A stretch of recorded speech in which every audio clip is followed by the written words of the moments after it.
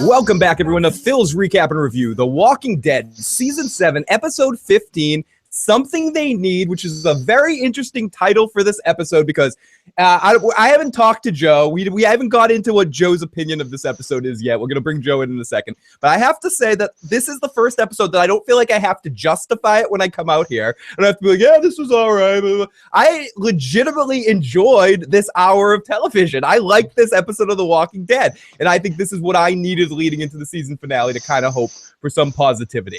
But I'm not alone. I have yes, you are. You are absolutely fucking alone. In that frickin' statement, Phil, you are alone, and you are on a fucking island, a deserted island, a desert island, a deserted desert island. It's a fucking sand pit in the middle of fucking the Atlantic Ocean. You don't even get the Pacific Ocean. You get the cold fucking Atlantic Ocean. Somewhere up by Greenland, there's a small fucking pit of sand sticking out of the water, and you are sitting on it right now with that opinion, Phil. This episode sucked. And ladies and gentlemen, welcome to the show, Joe Dirty Locks, somebody that has a lot of creative uses for ropes, and I wish Joe had small-sized lady nuts, and some people have called me Rapey Davy in a different life, and I often have pregnant women beat the shit out of people for me, Joe. This is going to be a fun night, because I actually did like a lot of this episode, not everything. There was some stupid... There was like 3 different moments where I was like, I laughed or I thought it was cute or something like that, but like ultimately I was really fucking bored with this episode. I thought it was really trashy. I mean, like how many of these moments do we have to have with our characters that are like, I'm going to off myself now? Joe, do you know what Rick Grimes has to say to you for this one? Rick Grimes has to say this, Joe. I don't have to feel bad. I saw it. What? That group. He says, what, Joe? What? No, the episode was okay. Not great. It wasn't as bad as others, says 99 Champions. Hello, Joe, my friend. Hello, everyone in the live motherfucking chat tonight. This is going to be a fun night as Joe and I. It's always good when Joe and I come on slightly different sides of the coin. As I, by the end of this episode, have to submit to Joe's will because of the Joe rant must ring true. But everyone, thank you so much for joining us this week to talk about The Walking Dead. If this is your first time joining us, please jump into the live motherfucking chat. If you happen to be listening to the podcast on iTunes, Stitcher, anywhere else, please give us some star ratings. Let us know what you think about the podcast and let us know that you're out there listening in and share it with a friend. Spread the word, blibbity blah, all that stuff. Let's get into this episode. Wolf Gaming, we just started. Still no mention of Heath. So what did I like about this episode, Joe? Okay, now, the first thing I liked about this episode is I find that it's the first time that we have something to talk about other than what the fuck are these people doing? What I want to know, Joe, is your opinion of who is Negan's little birdie? Who told Negan that Rick is coming up with a plan? That's one of the things I found somewhat interesting. Okay. At least coming off this episode, I'm not. What does it matter? What does it matter? You have three communities. You have 3 communities with 50 plus people in each community. Who the fuck cares who the little birdie told them? Of course, a little birdie. It doesn't matter who told them. If it's one of our core group, okay, whatever. It wasn't Eugene. Eugene isn't a coward that would have said something.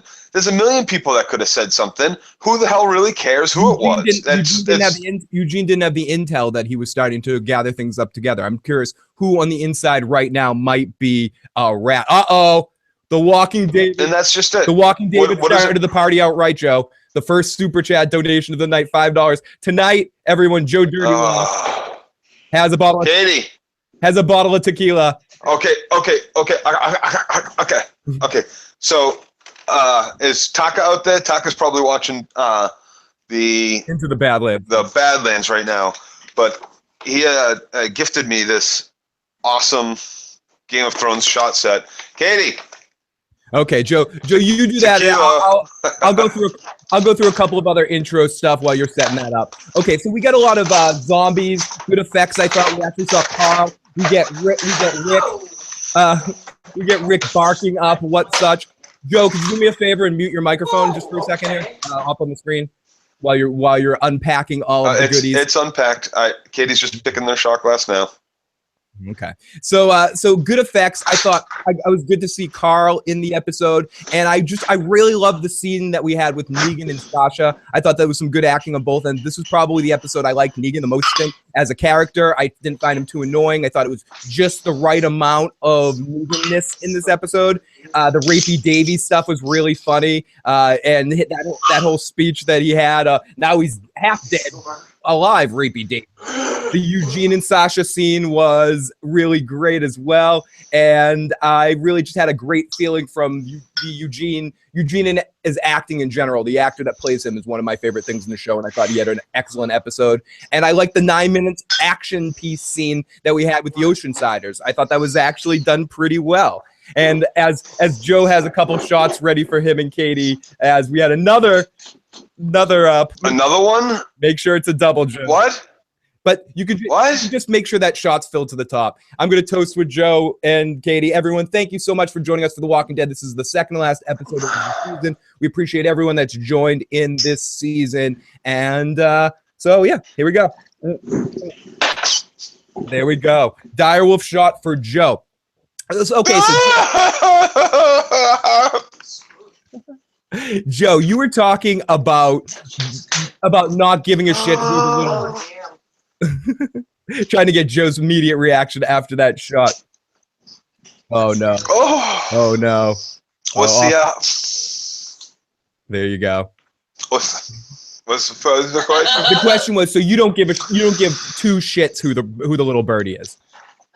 No, it doesn't. To me, it doesn't matter who the birdie is. They'll probably make it someone that we know or care about or something. But ultimately, we're talking about 100 people, maybe more, that know that something is being built up, that they're trying to get guns, or we don't even know who this mystery trash group is. One of them could be telling the Savior something. There's so many people that could have leaked shit. What does it really matter? It could have been the trash guys. Ren Renwood says, "Hey Dwight, you can suck my beach ball size lady nuts and burn the other side of your face from the heat radiating off of them." What do you think of the Dwightness of it all? Dwight switching sides. Do you buy it? What's your opinion of Dwight at this point, Joe? My opinion of Dwight at this point? Yeah. I don't really have an opinion of Dwight. What? The only way you can trust Dwight is if he is okay with spending 10 minutes in that room alone with Daryl, taking responsibility for the shit he put Right. him through. I mean, pretty much. That's the thing. You're going basically to Daryl and saying, "I want to help you now." Basically, yeah. Like, Phil, I'm not gonna stop you from doing any. Like, okay, we can have Dwight's help, or I can just let you kill him.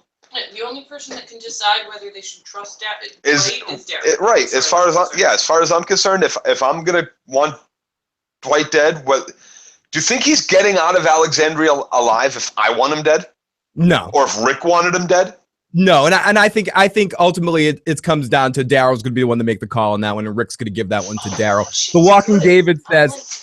Excuse me, he thinks that Enid might have leaked the information, that Enid could be the rat. I don't know about that. I hate it. It was Rosita to bring Dwight to our group. Dwight has done nothing but make the rational decision every time, says Sandman. Joe, love the office setup, says Al Red Sox fan. Dwight earned trust when he kills Negan. Thank you. That's when he'll earn the trust, when he actually kills Negan, or at least makes an attempt. Well, no, that doesn't. How does that earn him trust? That gives him two things: a chance to take over from the Savior over the Saviors, or I mean, that doesn't really like make me trust Dwight that he's killing his commander.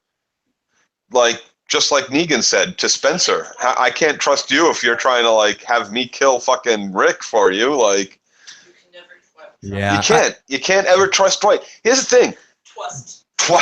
Stop it. They already gave Dwight a chance. Dwight and his girlfriend took off from the Saviors, right? And Daryl ran into him and was like, "Let me help you. Let me do everything I can to help you. Oh, wait, you're fucking me over, but I'm still going to try to help you. Oh, wait, nope, you just fucked me over. Oh, wait, now you're torturing me. Well, your girlfriend's at least a little bit helping me. I think it might be your girlfriend, but I'm not sure. Pretty sure, but like, you can't ever trust Dwight. And if Daryl wants to kill him, he's dead. I don't like. They open the door. Rosita opens the gate. Daryl sees him and like starts to charge. And everybody's like, stop, Daryl. It's okay. Don't worry. And he just stops. He's like, all right. Okay. Let's see what he has to say. Okay, I'll do what you say. PCI says, Phil, you've legitimately seen me want to kill someone before, right? Yes.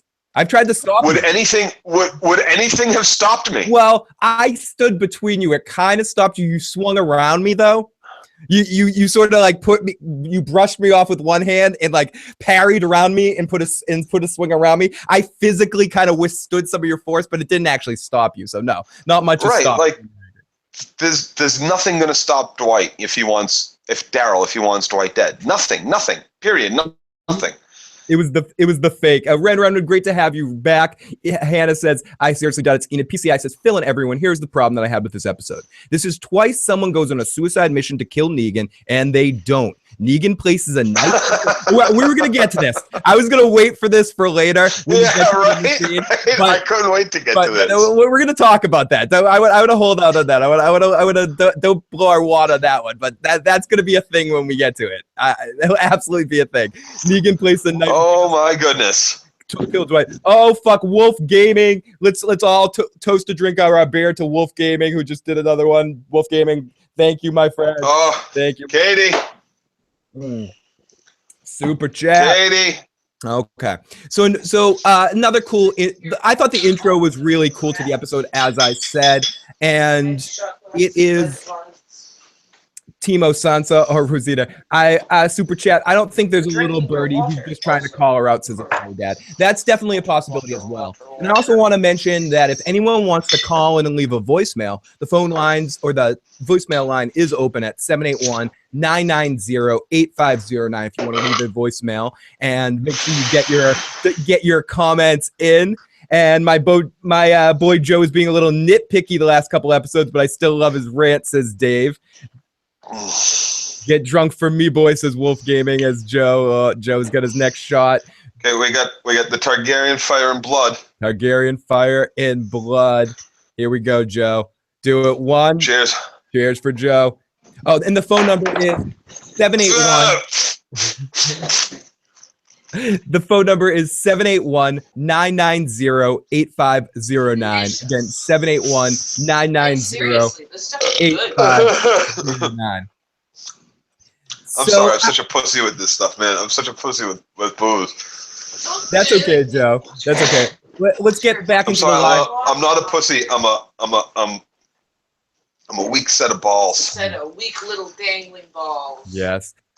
Generic Perfection says, yes, a group of people would... Vagina up.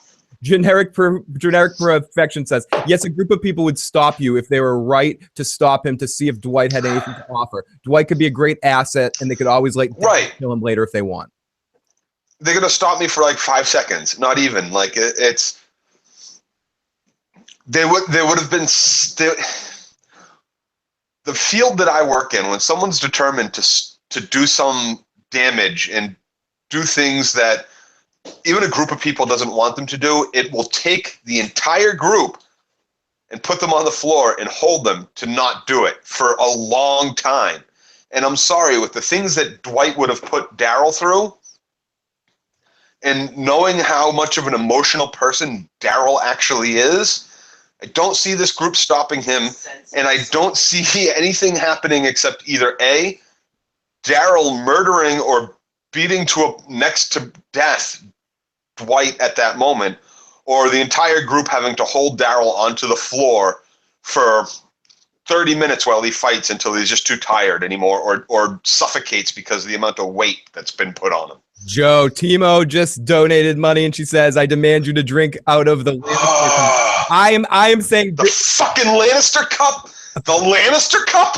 You want me to drink out of the for Jamie? Lannister cup for Jamie. For Jamie. Yep. Hear him roar. You want to hear me roar? You want to hear me roar all over the fucking toilet or something? So on that note, Joe, while you're setting that up, it's not waste any more time. Let's get into it. Recap. Okay, I I gotta ask. Please don't try to kill me. It's all well and good that we love the donations, but if I'm dead, There's no rant next week. Oh, I'm gonna recycle a lime because of you, because I only have 2 limes. Okay. There you go. I'm not giving Katie a shot. Do you want a shot this time? Are you joining me down through the depths of hell? Okay. Katie's not getting a shot this time. And Phil, do you have a beer there? I do. You need to chug whatever's in that cup. Oh, there's Come nothing in that cup. on, let's move it along. Take your drink. Take your drink. Quick as you can. This is it. Like, this stuff, it tastes like candy to me. I'm really enjoying this, so I want to take more shots, but I will kill myself. That's not good. So here we are. We open up in this episode with a fun rhythm and a blurry zombie. No alcohol poisoning for Joe from Timo. Timo gets what she wants. Joe, we got a voicemail from the Walking Dead. Before we get into this, before we get into our recap here, Joe, let's listen to the Walking David's voicemail that is left for you. So this is from the Walking David, and before it gets too late into the show, let's play this message for Joe Dirty Locks. This is for you, Joe. Hello, Phil, Joe, and Katie Crow. Hi, Dave. I just had a recommendation for you guys as far as doing your shots every time you get a super chat. And since Joe has that lovely shot glass collection for Game of Thrones, I believe that every time you do a shot, from whichever shot glass you do it from, you have to say a quote from one of the characters who is a Stark, a Targaryen, so on and so forth. Or the house words every time. I know that Joe just did the house words, but, you know, I left this message before I knew if it was a thing or not. So, yeah, there you go. I love you guys. Goodbye. The winter is coming. Walking David, thank you so much for the voicemail. Walking David may be joining us next week on the show. I got your messages, David, and absolutely, if you're around, David will be a guest on next week's show because I think Joe has to work for the season finale. So we open up. I might be able to get it off, switch a shift. Well, either way, we'll definitely have David on for a bit at some point. So, which would be awesome because I might not be able to. It's all up in the air. Who knows? Hospitals and all. Iron Throne says, all I'm hearing is Jon Snow. So, okay, so when we open up to a fun rhythm with a blurry zombie and a kind of a cool start to the episode. I really absolutely, again, liked how the beginning of this episode started. It was very quick, got into what we're going to see in this episode. We see Daryl on a bike. We hear Tara's voice talking about Oceanside stuff. They have a lot of guns. Rick's like, what? You didn't tell us about the guns. She made a promise. I made a promise. We see zombies. We finally see Carl and Enid, which is one of the stupidest side stories to this episode. Carl and Enid have a conversation at the beginning. Carl and Enid have a conversation at the end. There's no point to it. They don't even have a conversation. She asks him a question, he answers it, and then he re-answers, or then he extends his answer like 12 hours later for one more sentence. It was like, oh, well, we got him here on set. Let's give him a line. Someone says, great to hear Katie's voice. Someone says, I hated Jamie. Oh, okay. Some Game of Thrones talk. I think Sasha's going to have sex with Negan and have him and slip that pill up his ass like a suppository. You should probably never use it. Never use the Stark one. It tastes like Stark. The junkyard lady reminds me of the aliens from Galaxy Quest. Same haircut. You think Carl would have brought it up now? Yep. Oh yeah, brought it up now. He once killed a kid in cold blood.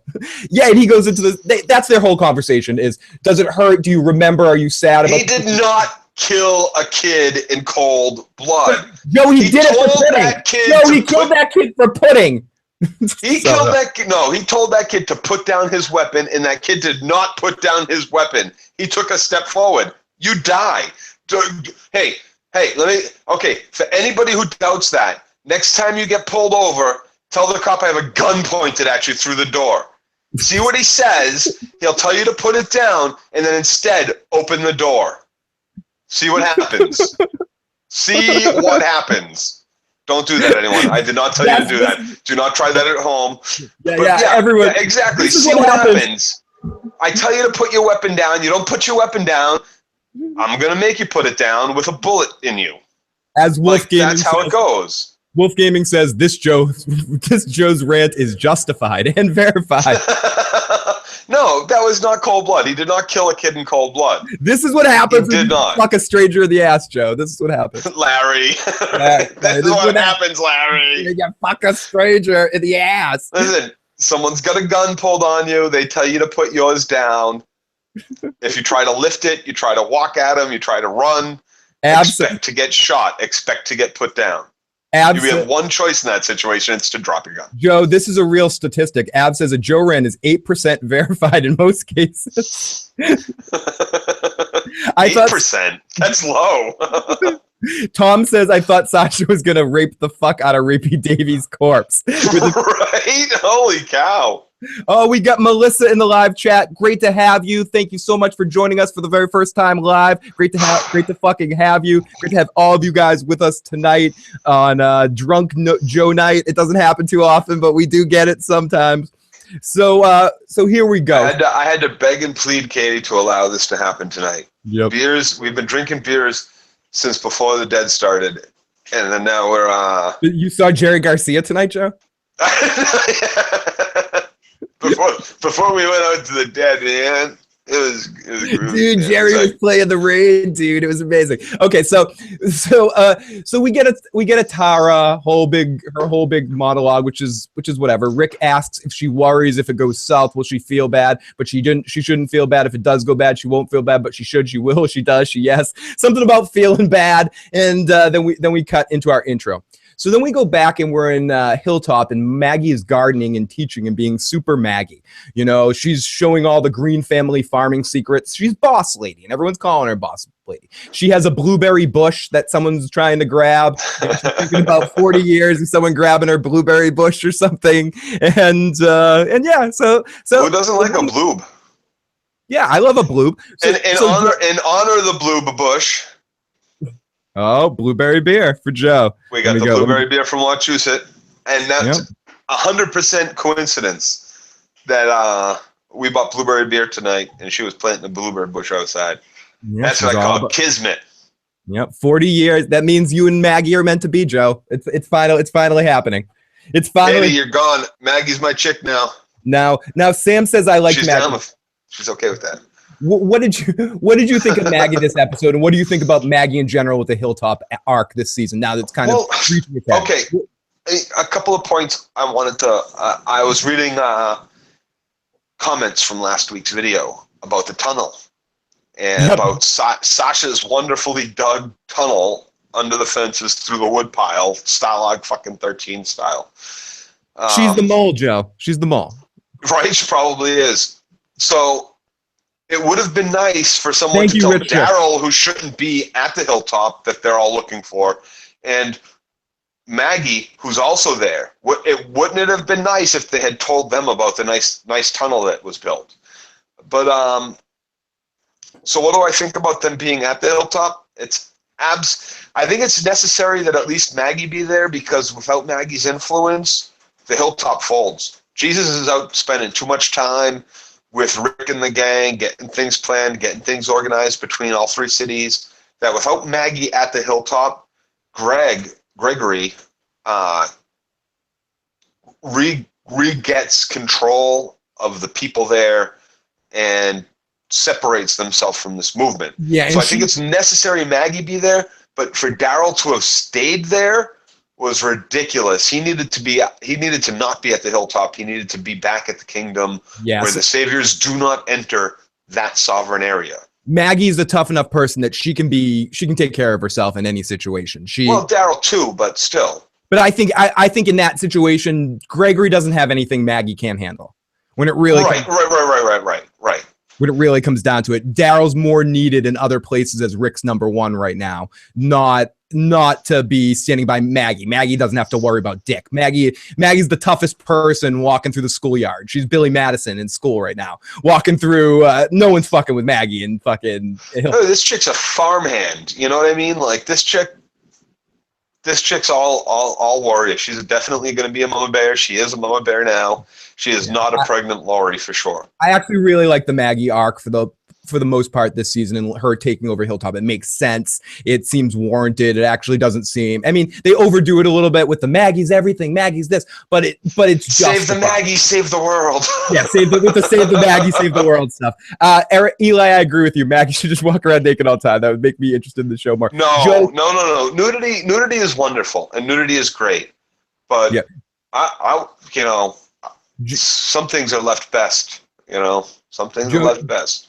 Joe, we have a question. Would you have let Gregory get bit or what? Yeah, fuck yeah. Fuck Gregory in that situation? Well, here's the thing. Do you let anyone just get bit? That makes you like kind of a bad person. Gregory's not the best person, but he's done a lot to keep a lot of people safe. Right? Mm-hmm. Or he's pretended to do a lot to keep a lot of people safe. It says a lot about what kind of person you are. At that moment, Gregory was thinking about killing her. Gregory didn't kill her. Yeah, and she doesn't know that. He's a pussy. He couldn't have done it.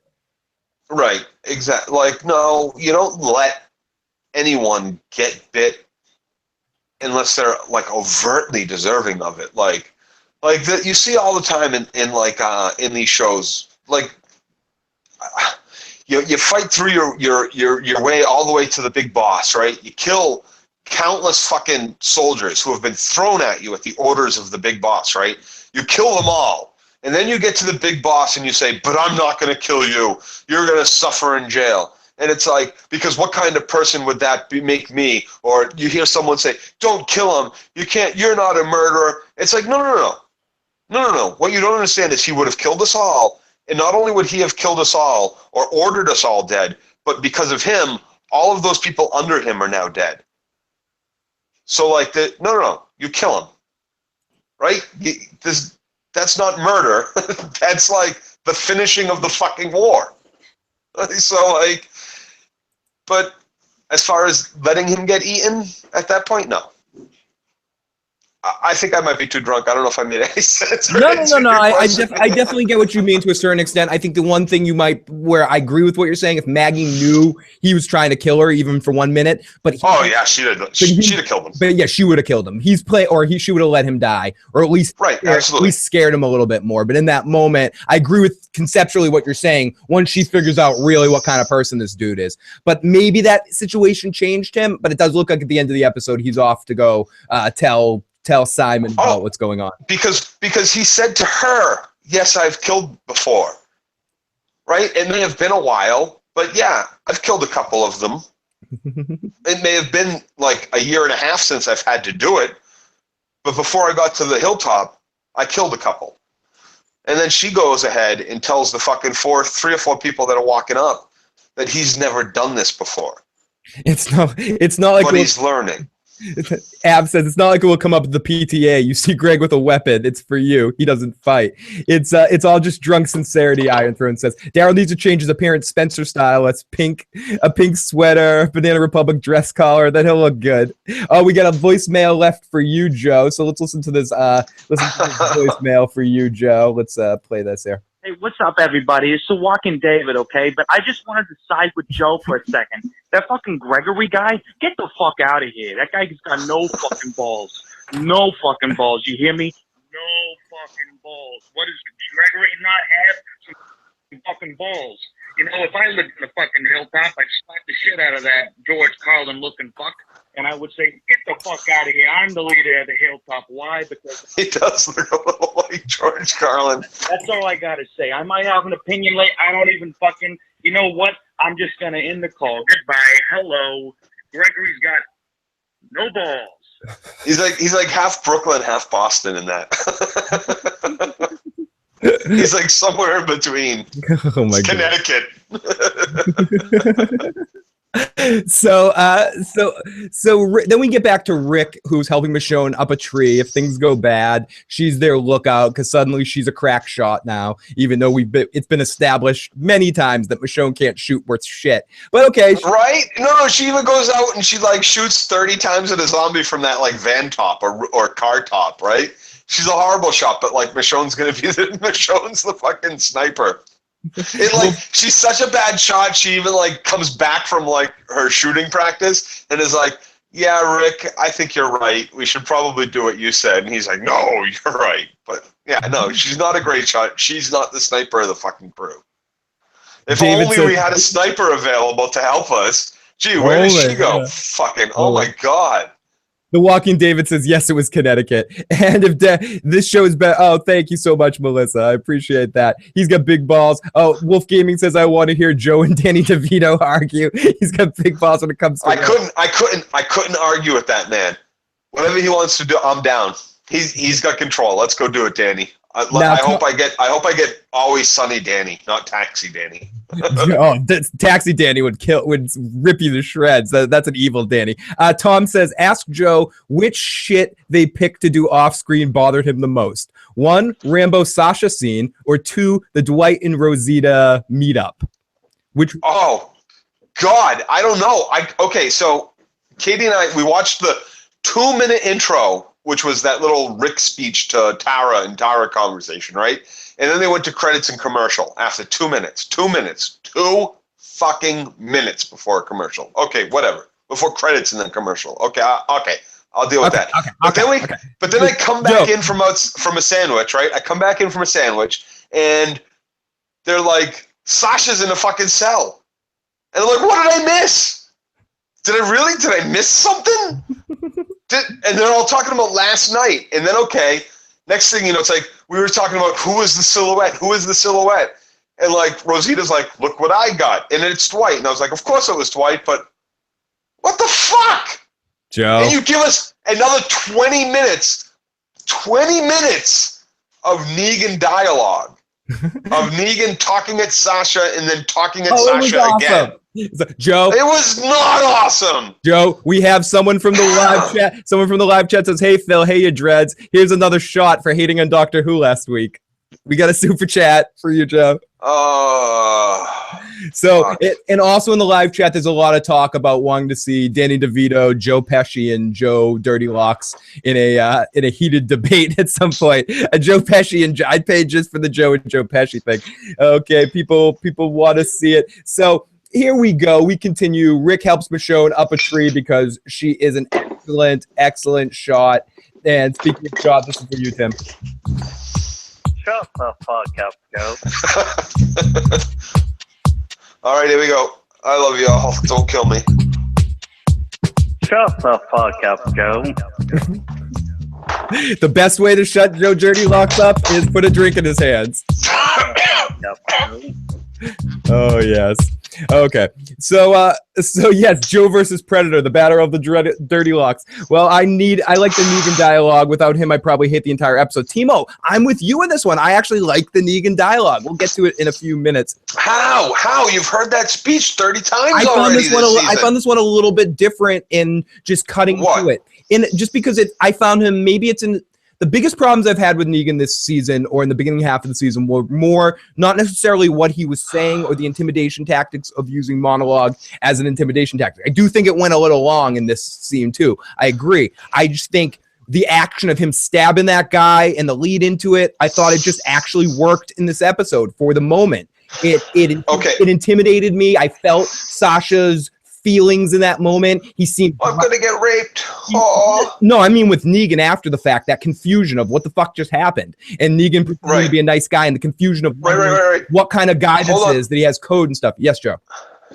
Let's not forget, Negan has coerced how many women into his wedding bed? True. These aren't women who are like, oh, please, Negan, take me. You're so sexy and I love you and I'm willing to share you because I'm so open-minded. I don't mind that you have 7 other wives. These are women who are like, if I don't do this, you're going to burn my husband's face with a fucking iron. You're going to fucking murder me. I'm not free to go leave you. I'm not free to, 7 wives? I have to share you? Where's my other 3 husbands? Just to back up your point, Joe, in the live chat, Paulo says, Phil, it's the same fucking dialogue. And I can't. It is the same fucking dialogue. And I can't go be with Dwight, but you can be with your 6 other fucking wives? Sounds like fucking rape and torture to me. I don't know. I'm not an expert because I don't partake in that behavior, but it doesn't sound. It sounds like you're not allowed to rape Sasha now because I'm going to coerce her into rape later. It's a Gul Dukat tactic used on Deep Space Nine. Yes, there's the Star Trek with Kira's mother. He had another Cardassian try to attack her, save the day, so he could rape her and look like a hero later. It's the sacrifice rapey Davy so you can be rapey Negan, or so you don't have to be rapey Negan. So right. It's basically Negan not allowing anybody else to rape you except Negan. Now, Tom himself says, yeah, Phil, Negan's speech was a little bit different. He wasn't leaning. Negan has a very flexible definition of rape, says Atari Dad. Creepy very flexible definition. Creepy Davey got a knife and you're dead. Sandman says, for the first time this season, I think the saviors aren't that bad. They seem somewhat reasonable at some times. Negan. Which part was reasonable? 1990. The rapey Davy or the you're not allowed to rape her Davy, I get to rape her later Davy. I think the rapey later Davy. I think the Negan. Right. It's reason the saviors are okay now that they won't let violent rape happen. 1990. Fuck you, Joe. 1998 champion. Thank you, Joe. It's still rape nonetheless. He says Sasha has skills that Negan needs, Joe. That's how it's different. Maybe she wants to use it, says Eric. Melissa. Yeah, she's got skills. Type Kegel exercise skills, I'm sure. Joe is hating on Negan's polyamorous lifestyle. Very unprogressive, Joe. No.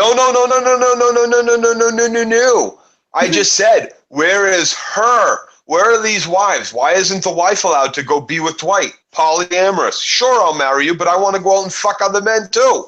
You have 6 fucking wives. Why can't I have 6 husbands and you have 6 wives? What's fair is fair, Joe. Right. Melissa. Right. Thank you. Melissa's wondering where is the bastard children right now. And that is a good question. Joe, in this situation, it's best you're getting. It's the best you're getting. What Negan's gonna do with Sasha towards Alexandria? Don't you rape Sasha? Refuse to rape anyone who hasn't already been raped by one of my men. Negan, 2017. Wait, Atari Dad says polyamorous. Joe, you're drunk. Dude. What? Let's continue with the recap. Jesus and Daryl are setting up, and then we have Aaron and his boyfriend. I forget his name because we don't see him enough. And they talk about how they got to fight the fight. It's another one of those Rocky fights just to check in with every character. Could have been something good if they gave us more of it this season, but instead we just get it for 1 fucking second in the second to last episode of the season because Aaron's boyfriend's going to die, because it's going to happen, because we talked to him this week. So again, it's like a Survivor thing. When we see a character give an interview, he's going to be voted off the fucking island. Fucking Aaron's boyfriend, I forget his name, is fucking dead next week. I'm calling it right now. Easy call. Yeah. Of course he is, because he had the revelation. Yeah. He had his revelation. Dead. He was like, I've revolved. I'm now on board with this. If we don't fight, I just get to watch you get. Yeah, no, he's dead. I love it. I love in this universe, Joe, and I know you didn't mean to say it, but I'm gonna go with it. Instead of evolving, you revolve. And his character I meant it. No, sure you did. His character is gonna revolve to fucking death. He had a revelation, I said, and then I was revolving around the revelation. Sure. Okay. Sure. So Aaron and Jesus are going to be together after that boyfriend gets decapitated, says King J Uno. For real. Tick, tick, tick. His clock is ticking. I agree. They need to put Jesus and Aaron together. It's happening. It's absolutely happening.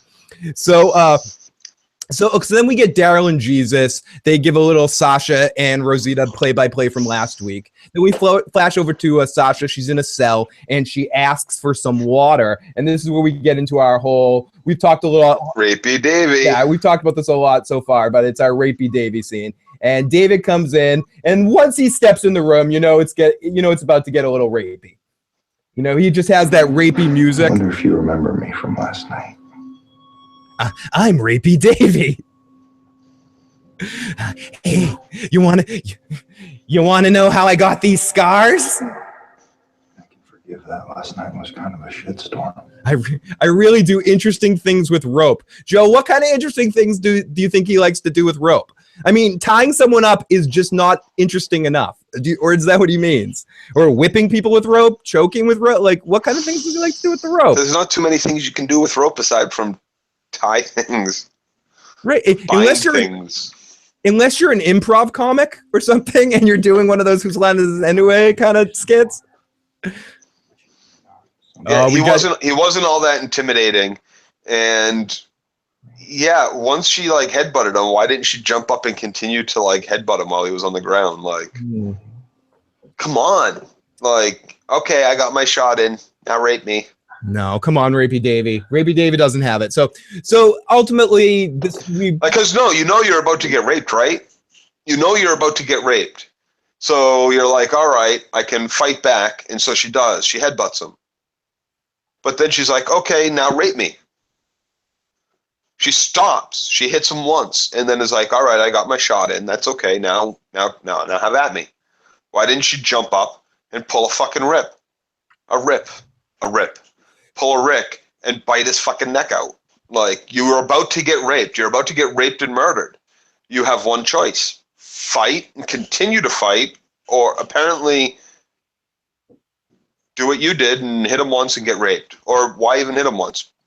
Just let yourself get raped. We got a lot of biting his dick off suggestions. Bite the dick off. Right? Like, have a good night, Al, Red Sox fan. You're the best, buddy. Like, that just like, yeah, bite his dick off. Why would you even let him put it in your mouth? Super Mario is Pro. Great name, by the way. Super Mario is Pro. So she gave it a good effort, though, Joe. Don't you think? Don't you give her a little credit for giving a good effort? What did Katie say? She said no one lets themselves get raped. Unless you're Sasha, then payment is only one headbutt. Payment is only one headbutt, according to Sasha.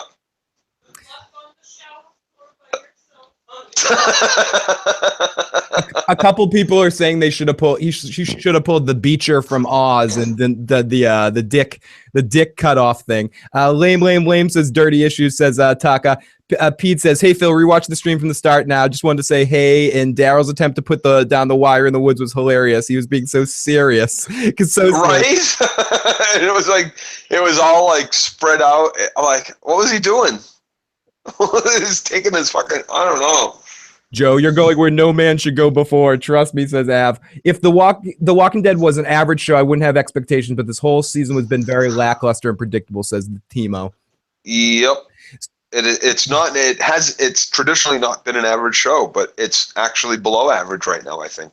So we flash into this scene, and we talked a lot about what happened here. Negan shows up in the right moment and talks shit to Rapey Davy and drags it off and says, don't hurt her. Sorry about the rope, dude. And ultimately ends up giving him the Dirty Locks knife to the back of the head situation and kills him in front of Sasha. Then gives Sasha a knife and monologues to her for 20 minutes, which I think was generally a good monologue. Negan is like, you want to rape her, you don't want to rape her, it's unacceptable behavior. Negan smiles, doesn't accept his apology, stabs the fuck out of him. Sasha, that's a beautiful name. He gets creepy. He kneels down, says sorry for the rope stuff, but it's an overkill. You did cause a fracas last night. Oh shit, he says, I remembered you. Yeah, you were there.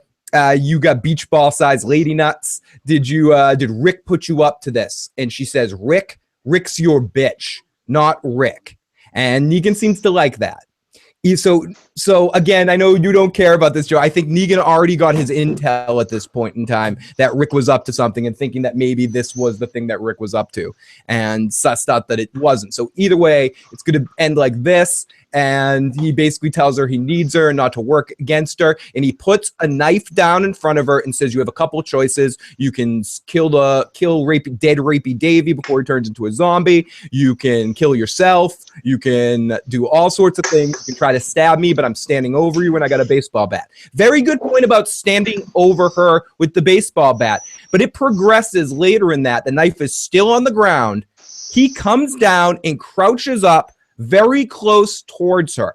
My question for you, Joe, if she has the beach ball size lady nuts If she's not afraid to die, when Negan crouches up close to her, a couple of questions with this. Why doesn't she try to stab him? And why the fuck is she trying to get another stabby thing from Eugene later if she's not going to go for it when she has fucking opportunities? Joe, what the fuck? Tell me what you think about this shit. I thought it was complete crap. I thought it was absolute crap. Okay, she puts this big fucking sharp-ass Bowie knife, which slid through Fuckface's neck like it was nothing. So it has to be pretty sharp, right? All right, now, yeah, you're standing over me, but there's plenty of vulnerable parts down here, and it's not like you're standing over me ready to swing hard with that bat. You're casually just standing around with one hand loosely on it, leaned on your shoulder. It's hard to get a good swing on, and I'm sorry, but you ever have your fucking Achilles cut? If she fucking goes to do a knee drag on this motherfucker who's just casually standing in front of her where she's just on the floor right by his knees, she grabs the fucking knife, knee drags him while she slices the back of his fucking Achilles. It's pretty much over. Dude's either going to bleed out or at least he's not moving out of that fucking facility for a year? Yeah. 6 months? She King J. Uno says, stabbing him in the chest with this big fucking Bowie knife. Come on, this is bullshit. She knows she's dead. The King J. Uno says Sasha's the bitch, or I'm gonna add not the Rick. She can't keep her word. A coward. What is she fucking doing in this situation? Yep. Why? I don't. Let me lock Sasha. Let me lock Rosita out of this gate. Let me go get myself captured. And what's she hoping to get from fucking Eugene? Another chance to do nothing? To do fucking nothing but go in there? Ultimately what you're saying to Eugene is the truth. You just don't want to, you want to die. You don't want to succeed in this mission because you had an opportunity. All they needed to do, and this is a Sasha thing, I don't think this is a show not doing it. I think it's the character being written stupid, not the show not giving us this moment. I think all we needed was her to try and him to kick her in the head or something. Her to try, and he hits her with the back of the bat and goes, no, don't try to do that. Lucille doesn't like that. Or let me ask you a question. She also came to the realization that if at this point now Negan is going to use me to hurt my friends. Didn't she already come to that realization when they took Eugene? Because he knows how to make bullets, which means they're going to use Eugene to hurt all your friends. Yep. So at that point, doesn't it behoove you to at least, well, they said I was on my own, you have a big Bowie knife, to fucking gut this fucker who's going to make bullets that are going to kill your friends? Quickly. Especially when he's crossed the line. You do it. Timo says, or cut the femoral artery. Come on, dude. Just do it. Sorry if I can't. Yeah. Stab him right in the thigh. Done. Doesn't have to be neck, chest, fucking thigh. Boom. Motherfucker's bleeding out. Ain't stopping that. Done. The doctor's going to help him. Yeah. The new doctor. Yeah, this is Mary B says, the new doctor would be like, nah, no stitches for Negan. Here's an aspirin. Ab says, right? Exactly. Ab says, Joe, that's two different things. You think they'll keep Sasha because she's a sniper? They don't know that. No, Sasha is going to correct. They don't. Sasha also said it was a one-way mission. They aren't going to take her alive. She gets no pass from me. And that's the thing, too. Thank you, King J. Uno. Exactly. That's what I'm saying. You went in there for a suicide mission. There's a knife on the ground. Again, it could be so either die or kill. Kill or die. Or at least make an attempt at it. Someone dares you in that situation, she's prophetic that she knows she's going to be used against Rick and the group and all that crap. You have an opportunity here to take a stab at it. I'm going to take a stab and take a bat to the head right there, or try to stab him, try to cut something off, cut the pickle off, as Eli suggested. Do something. Anything. Femoral artery, Achilles heel. Stab him in the fucking pecker. In the foot, even to get him in the neck. Anything.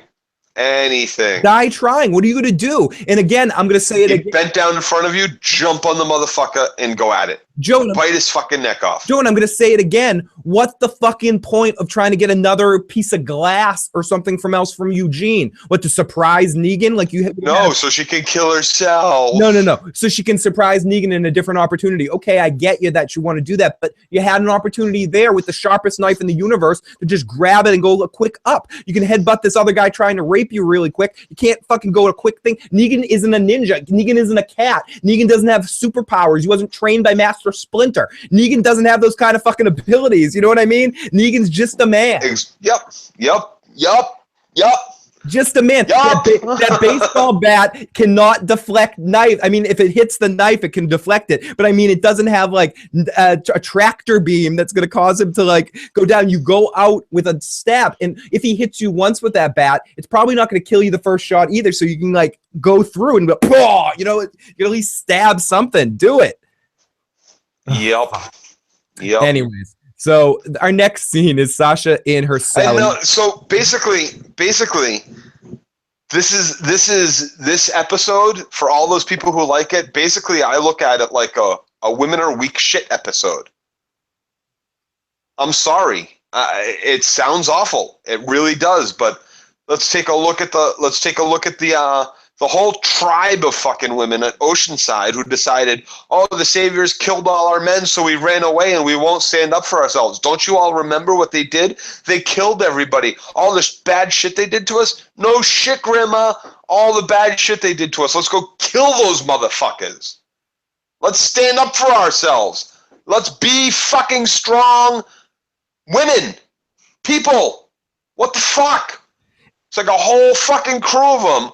All they wrote them all weak and subservient, and they need their men in order to stand up. But we don't want men anymore because they were all weak and died fighting Negan, who we ran away from, and we won't stand up to them on our own. So Red Redmond says, then Sasha, being the way she is, like, yeah, it was supposed to be a suicide mission. You wanted to have the suicide instead of Rosita. You stopped her from doing it. She might have actually done it. She at least fired. She already tried once, right? She already tried once. She's just a bad shot. Joe, how about the psychic effect of seeing his damage to her man and others being face to face versus a bad idea? Like, why would that be? Why would that would motivate you more? No, that's why you're there in the first place. That got you all the way there and locked Rosita out. That's what the psychological effect had on you. It got you motivated so much where you were going to go fucking suicide mission. And you got all the way there and then fucking back down. Now, back down, apparently off screen over the week that we didn't get to see. And then in front of everybody, where he put a knife down and dared you to try something. And you were like, no, I'm not going to do it. You have me like you did Abraham on my knees in front of you with your big bad bat. Ren says, as a Texan, I know Bowie knives, and it's made to thrust up and then down on a body. Tom himself says, hashtag plot armor. Barrett Negan. King J. Uno says, weak ass shit. Sasha, I can't wait for her death. Ooh, Walking David left another message. Analysis of Thrones, great to see you. Timo says, and if we don't stand up to them, we're not going to use our brains. We have a chance of success. And then we go, let's scroll up a little bit. Joe is a strong, independent woman. He don't need no man. Joe the feminist. Fuck yeah, man. And I know. There are a lot of fucking women out there who would rip a throat out and died trying rather than like that shit. Like, Timo agrees with you too. Women are weak, dumbass shit episode. Joe, get it right.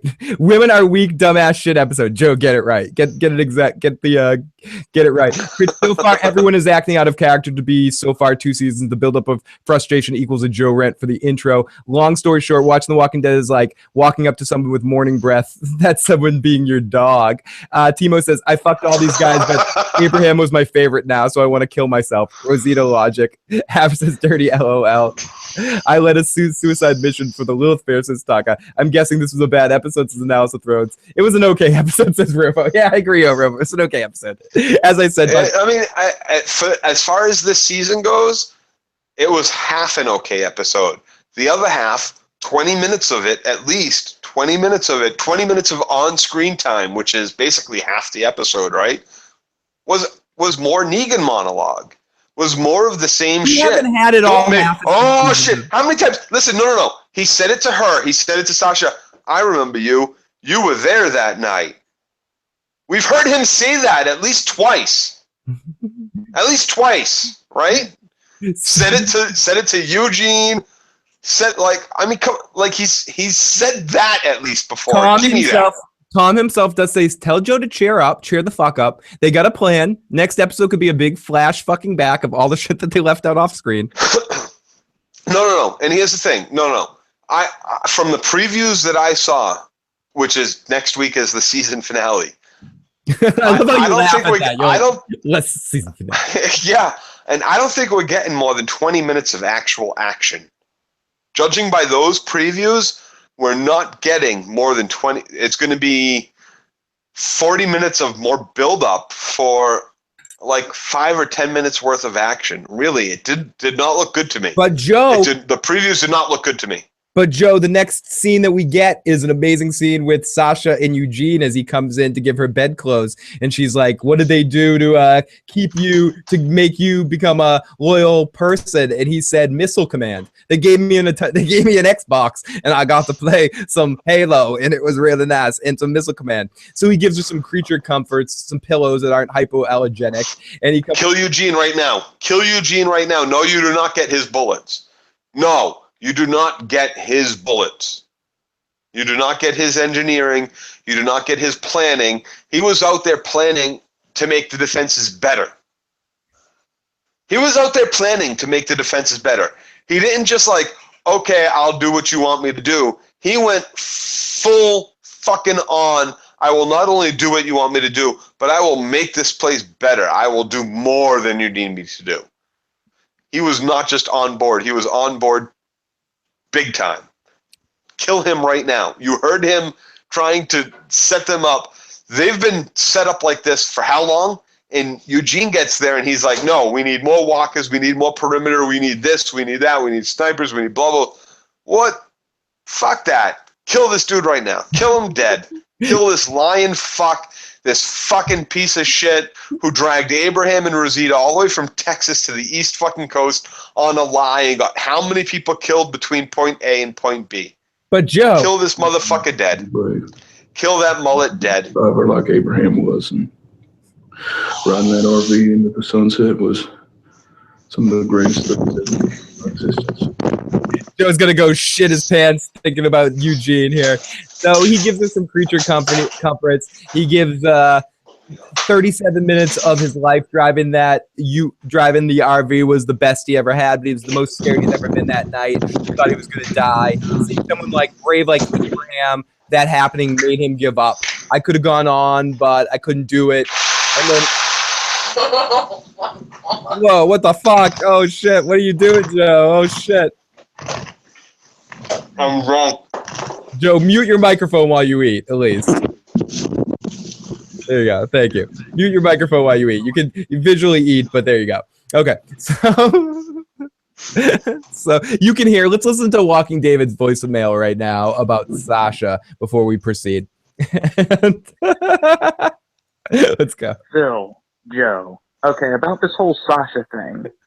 How come she never considered the option that since they have the door closed, if she doesn't even stab him with the knife, she just like cuts the head off, or even just kind of holds the zombie back until somebody comes to the door. They'll hear the zombie, they'll assume that he ate her, and then when they open the door, she throws a fucking walker right at them, distracting them, and then makes a move. Then she goes for the stab. Then she goes to grab a gun. Then she goes to just headbutt the fuck out of people. Never even considered it. But that's what I was wanting to see. I was wanting her to not use the knife, but use a walker and then use a knife after she distracted them with a walker. Your thoughts? Joe, what do you think about that? Yep. She should be skilled enough to do something like that with our crew. Yep. Tilt your microphone up, Joe. Thank you. And that was the Walking David on the phone. Dirty said, Tucker says, Jesus, Joe. The Walking Dead is like the gray worm of television. Aver says, that's not a shot, Joe. You're violating the law. And Tucker says, I can hear you gaining weight from that right now. And, right. It was like all whipped cream. There are these great fucking oatmeal cookie things that like come from Stop and Shop bakery section and Schwump's. Oh, just for that cream turd. Oh, Critch just donated the $5 in the super chat, Joe. Oh shit! Here you go. Just for that cream, that turd. Wow, that's tasty. So while Joe sets up that other shot, let's continue. So okay, wait. There's one unused shot glass. That'll cost one lucky player. I'll fill this fucker too, right to the top. That'll cost someone, and it's a Baratheon, because you know it's the king shot right there. Bum bum bum. So Joe's taking another shot for Critch right now and gonna leave the. Critch, what glass do I put it in? Critch will be a Critch just wants to see you drink. Wants to see you mix whipped cream and stuff. Joe, dirty hangover. Stannis, yep. Joe, I eat those oatmeal joints from Stop and Shop all the time. Ever says we are the Fury. Critch says, yay, Critch. Ours is the Fury. Fill it with what? It is being filled. Joe is drinking tequila right now. So ultimately, that's what I'm drinking right there. With Eugene in this situation, so I agree with you. I think she probably should have just killed Eugene. It probably would have been really out there, and it would have felt almost next level, like a good side of the plan. But in the moment, I didn't really think about that, partially because I fucking am annoyed by Eugene, but I like the character so much, so I'm just listening to all he's saying. But you're right, he caused a lot of people a lot of problems, the places that they went for him and the missions that they went on, his stupidity and his lies, and he just quickly assimilated to these people. And I get why he did it, and I thought it was justified in what he was saying. Of course, it makes sense for him. It makes absolute sense for him. Why wouldn't he do that? He's a fucking coward. He knows he's a coward. He knows he's a coward. As Joe is feeling that last shot right now. Oh, feeling that last shot right now. Joe, if you need to walk off camera for a second, please do it. So let Joe compose himself. If I'm puking, it's live on camera, dude. Oh yeah, it wouldn't be the first time. So here we go. I hate tequila. Me too, Joe Madden. I'm not. Another endangered tiger commercial in The Talking Dead. They really want us to save Shiva. So Negan, he basically wants Sasha to accept Negan's offer, and she gives him the no fucking way kind of vibe. And he says, Sasha, come on, let's just do it, Sasha. Joe is fucking cheating. He didn't fill shit up, says Tom. I buy Joe. No, I think he's just giving you shit.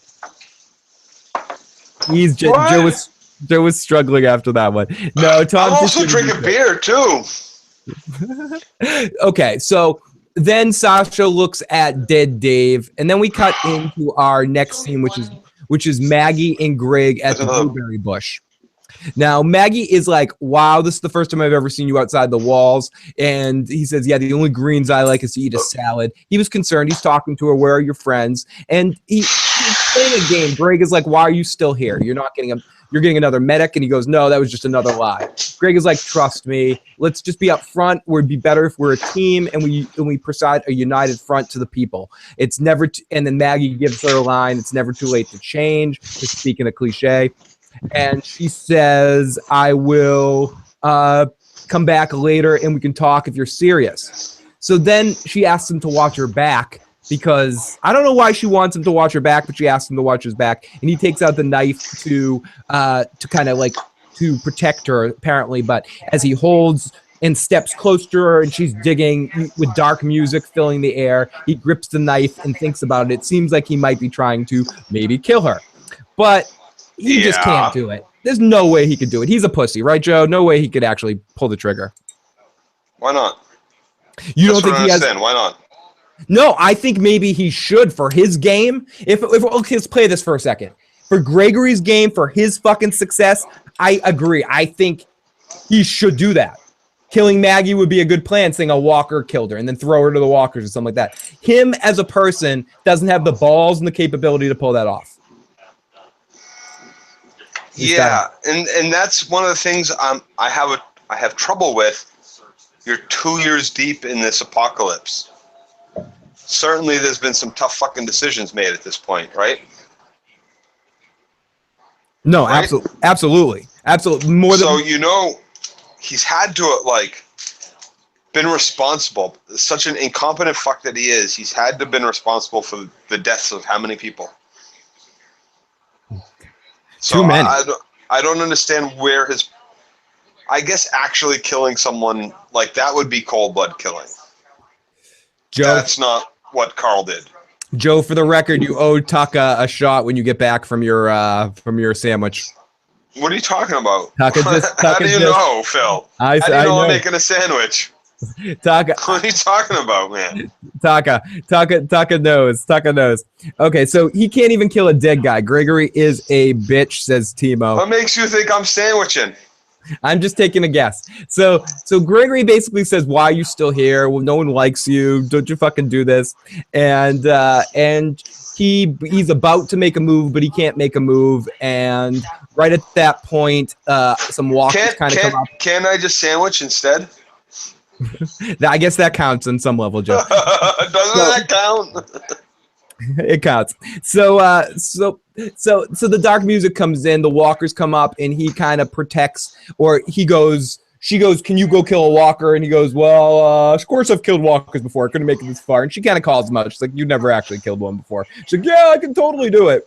And in fairness, he totally charges one, and he like acts like he can kill one, and that kind of wrestles him. And the walkers, for some reason, walkers in season 7, is that where we're in season 7? Don't bite anymore. They just don't bite. They just grab you and go like this in your face. Yeah, they don't bite. Shouldn't he have been bit? I mean, they still have stealth though. They don't bite, but they're still stealthy little motherfuckers. Yep. You see how he was like, he looked around. We saw behind him. We saw, and like, not only was the coast clear behind him, but right after they deal with this, another group of people come walking up out of nowhere. Yeah, and just like, "Hey, what's up, guys? Hey." Right? Like, immediately. There's 3 people. They weren't rushing. They heard him yell, "Help me, please, Maggie, help me." And they're just casually walking up the street. Oh, was that Gregory yelling for Maggie to help? Oh, yeah. Hey. Fuck it. Hey, Gregory, what's going on? How's it going, buddy? So yeah, zombies are now moving obstacles. Nothing more, as Critch says. Yeah, it's they didn't make a sound either. They just show up. They don't scratch either. Phil, shake my head. Joe made gluten-free sandwiches. Joe. I laughed so hard at pop-up zombies. Yeah, it was like a video game, like those old video games when enemies just spawn right in front of you. You're just walking, and suddenly you're like, "Oh, I'm all good." Here comes some enemies just spawn right in your face and shit like that.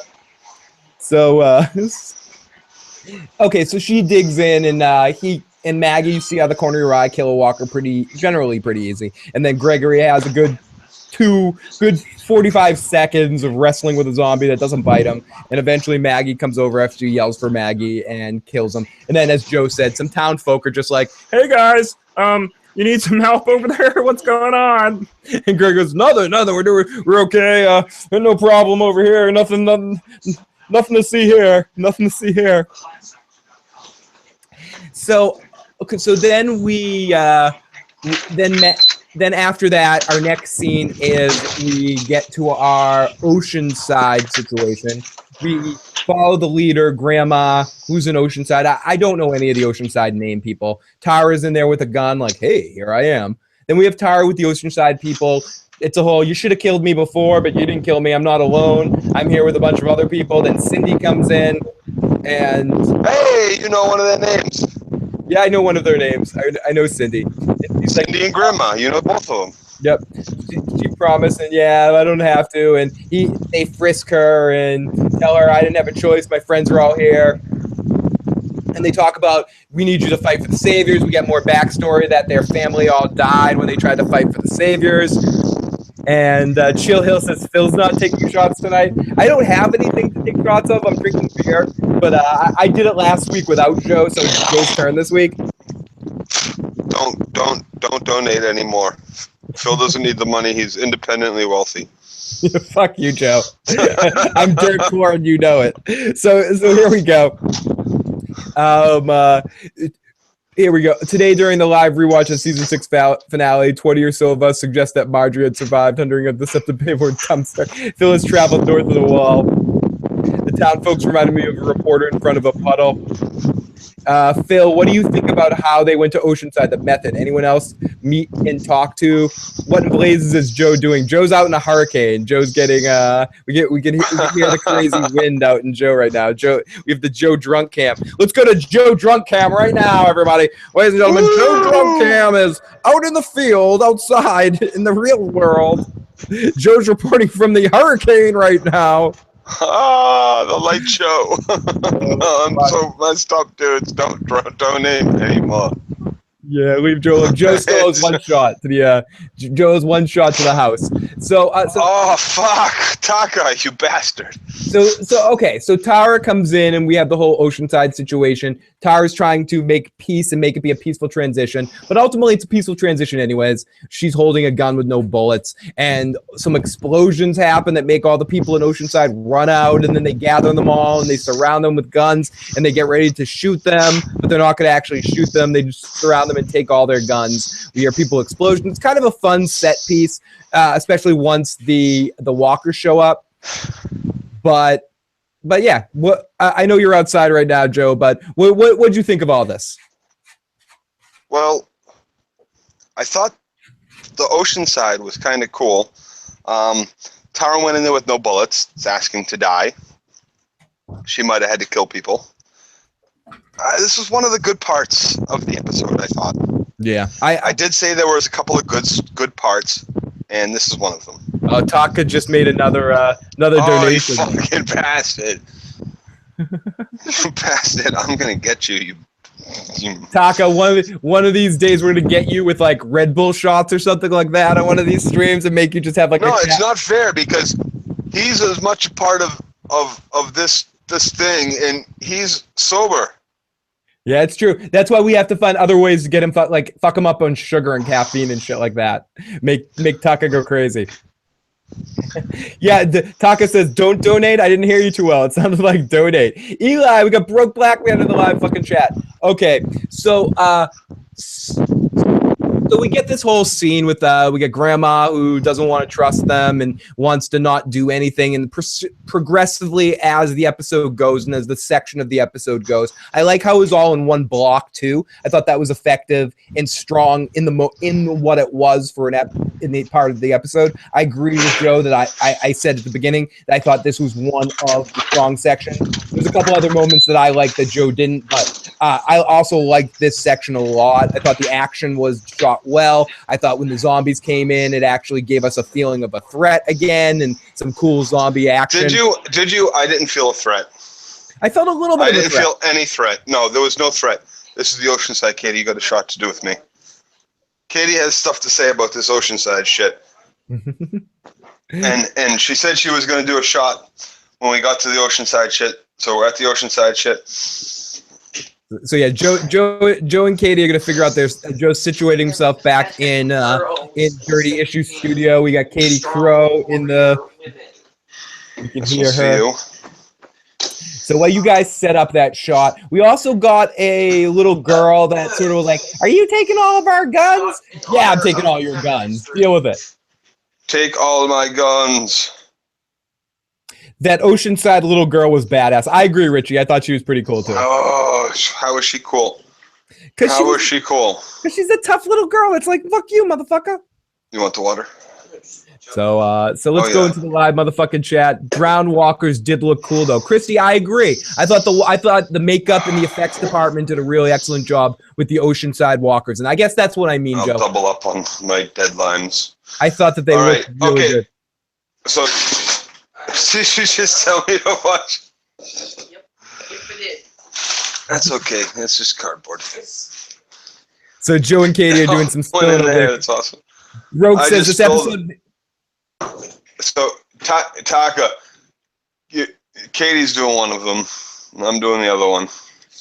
There we go. Here we go, Joe. Sasha. Oh wait, I gotta do the shots before I do the limes, right? What's the order? There's no salt. I'm all confused. Shut the fuck up, Joe.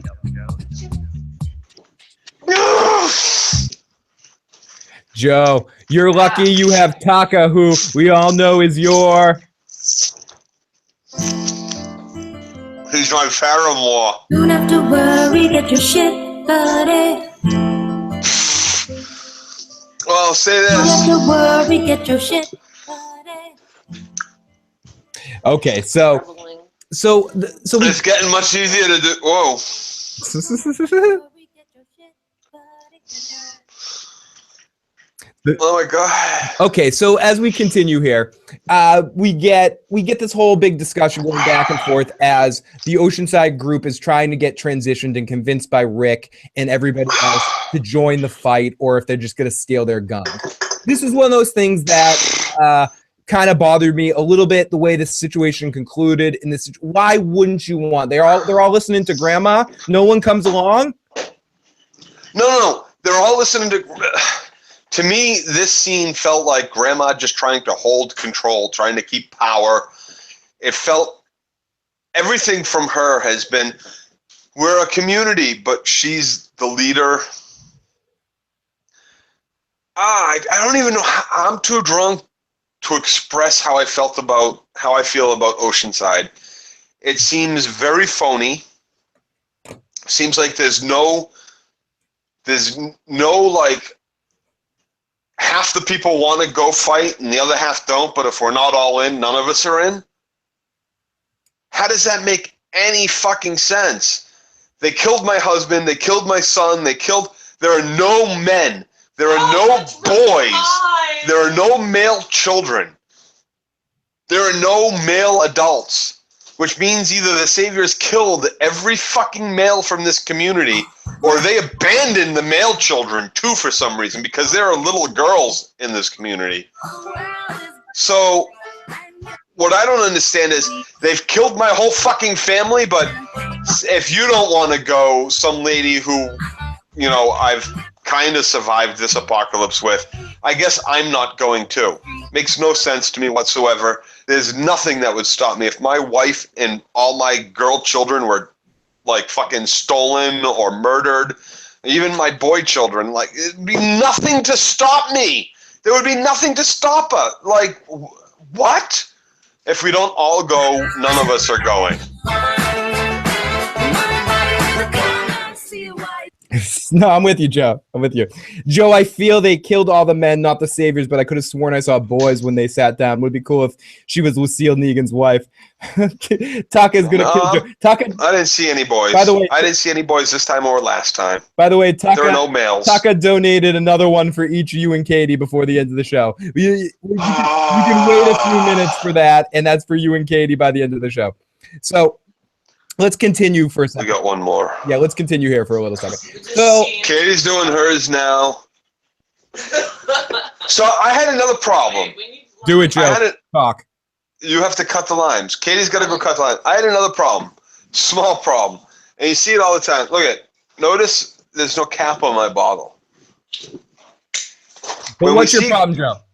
Gregory goes to take... I am. Gregory goes to take a shot at the map. He's like, he sits down and he goes and he opens up his map and he takes out a bottle of fucking booze. He takes the thing off. It's a cup. And he takes the thing, and he pours himself a shot, and he puts the cap back on, and he puts the bottle down, he picks the bottle up, he takes the cap off, and pours another shot. I don't understand that. Why does everybody else put the cap back on? Do you put the cap back on? I don't put the cap back on. We're drinking. Are we drinking or not?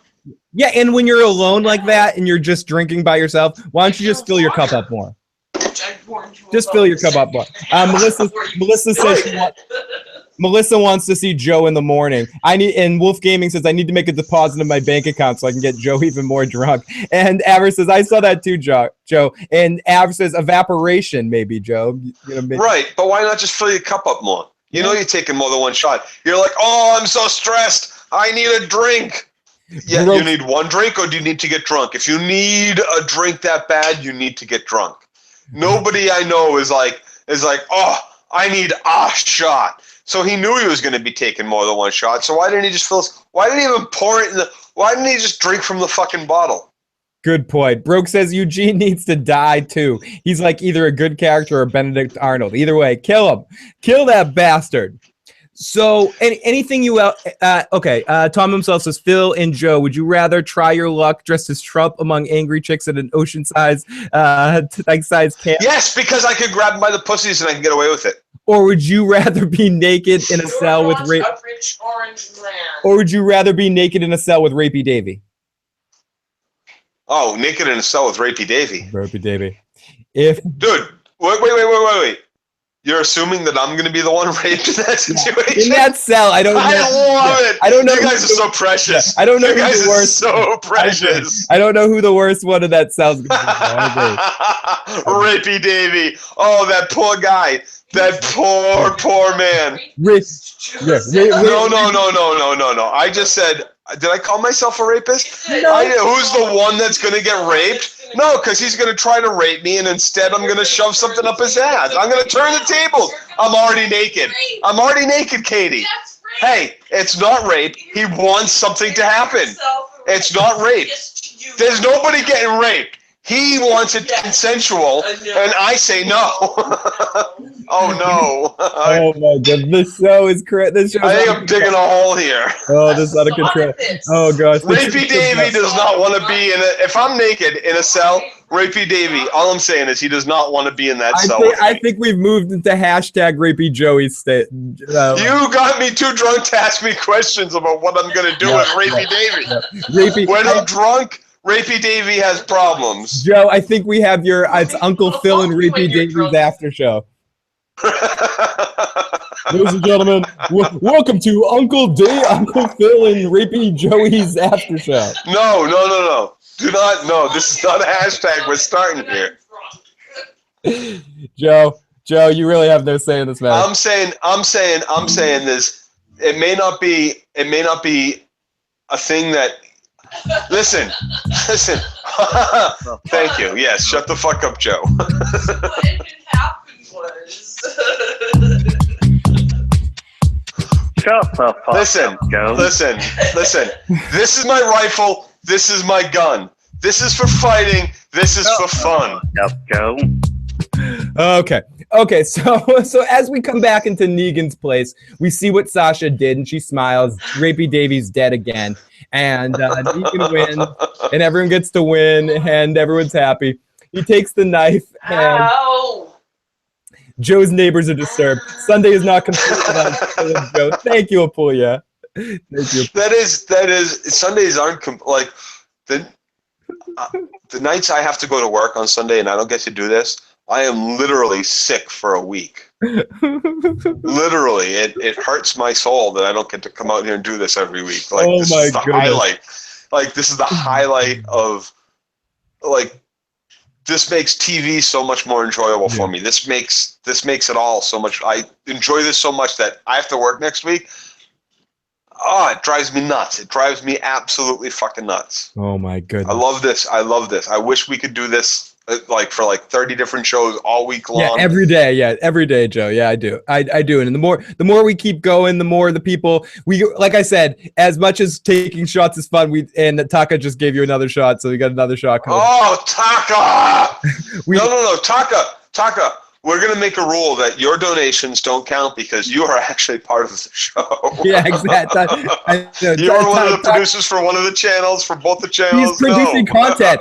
You produce content for the fucking Issues conglomerate. That's what he's doing right now. By getting you drunker, he's producing better content. He's doing his job, and he's winning. Oh, Taka! Taka's winning right now. So Taka's my favorite right now, Joe. He's doing really good. Taka, man, you saw that these were just opened tonight. These are the first times that these are being... Taka! The image of Rapey Joey and Davey in that cell, I can die now, says Tom himself. The Baratheon has not been used yet. Nope. So let's continue here a little bit. Because ours is the Fury! So we're back. This Game of Thrones season is going to be crazy. So we're back in Negan's place, and he comes in to see what Sasha done, and he smiles. And Dave is dead again. He goes, "You win, we all win." And okay, wait, we're gonna get Taka's last set into TV. Here we go. Whoa. Yeah, Tom says Taka knows what the audience want. So this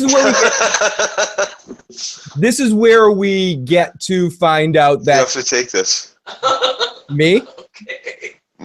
No, I'm trying to hand it to Katie. Are you handing that to me? I don't want that You're thing. handing it to the people. No. Yeah, he's handing it to the camera, Katie. Yeah, I don't know about that. I don't know what was going on there. This thing's almost gone. Joe, be careful. Wait, what am I doing? Am I doing Stark? It's gonna take something very special, Phil. You got to tell me when something very special comes in on that board, and I will break out the Baratheon. We'll save that one, Joe. That will for in person. We'll do Baratheon. No. Baratheon gets a very special donation because it's the only reason why there is a story of Game of Thrones is because.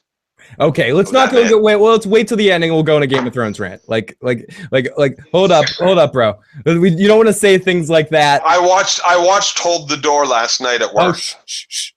Don't say things like that, Joe.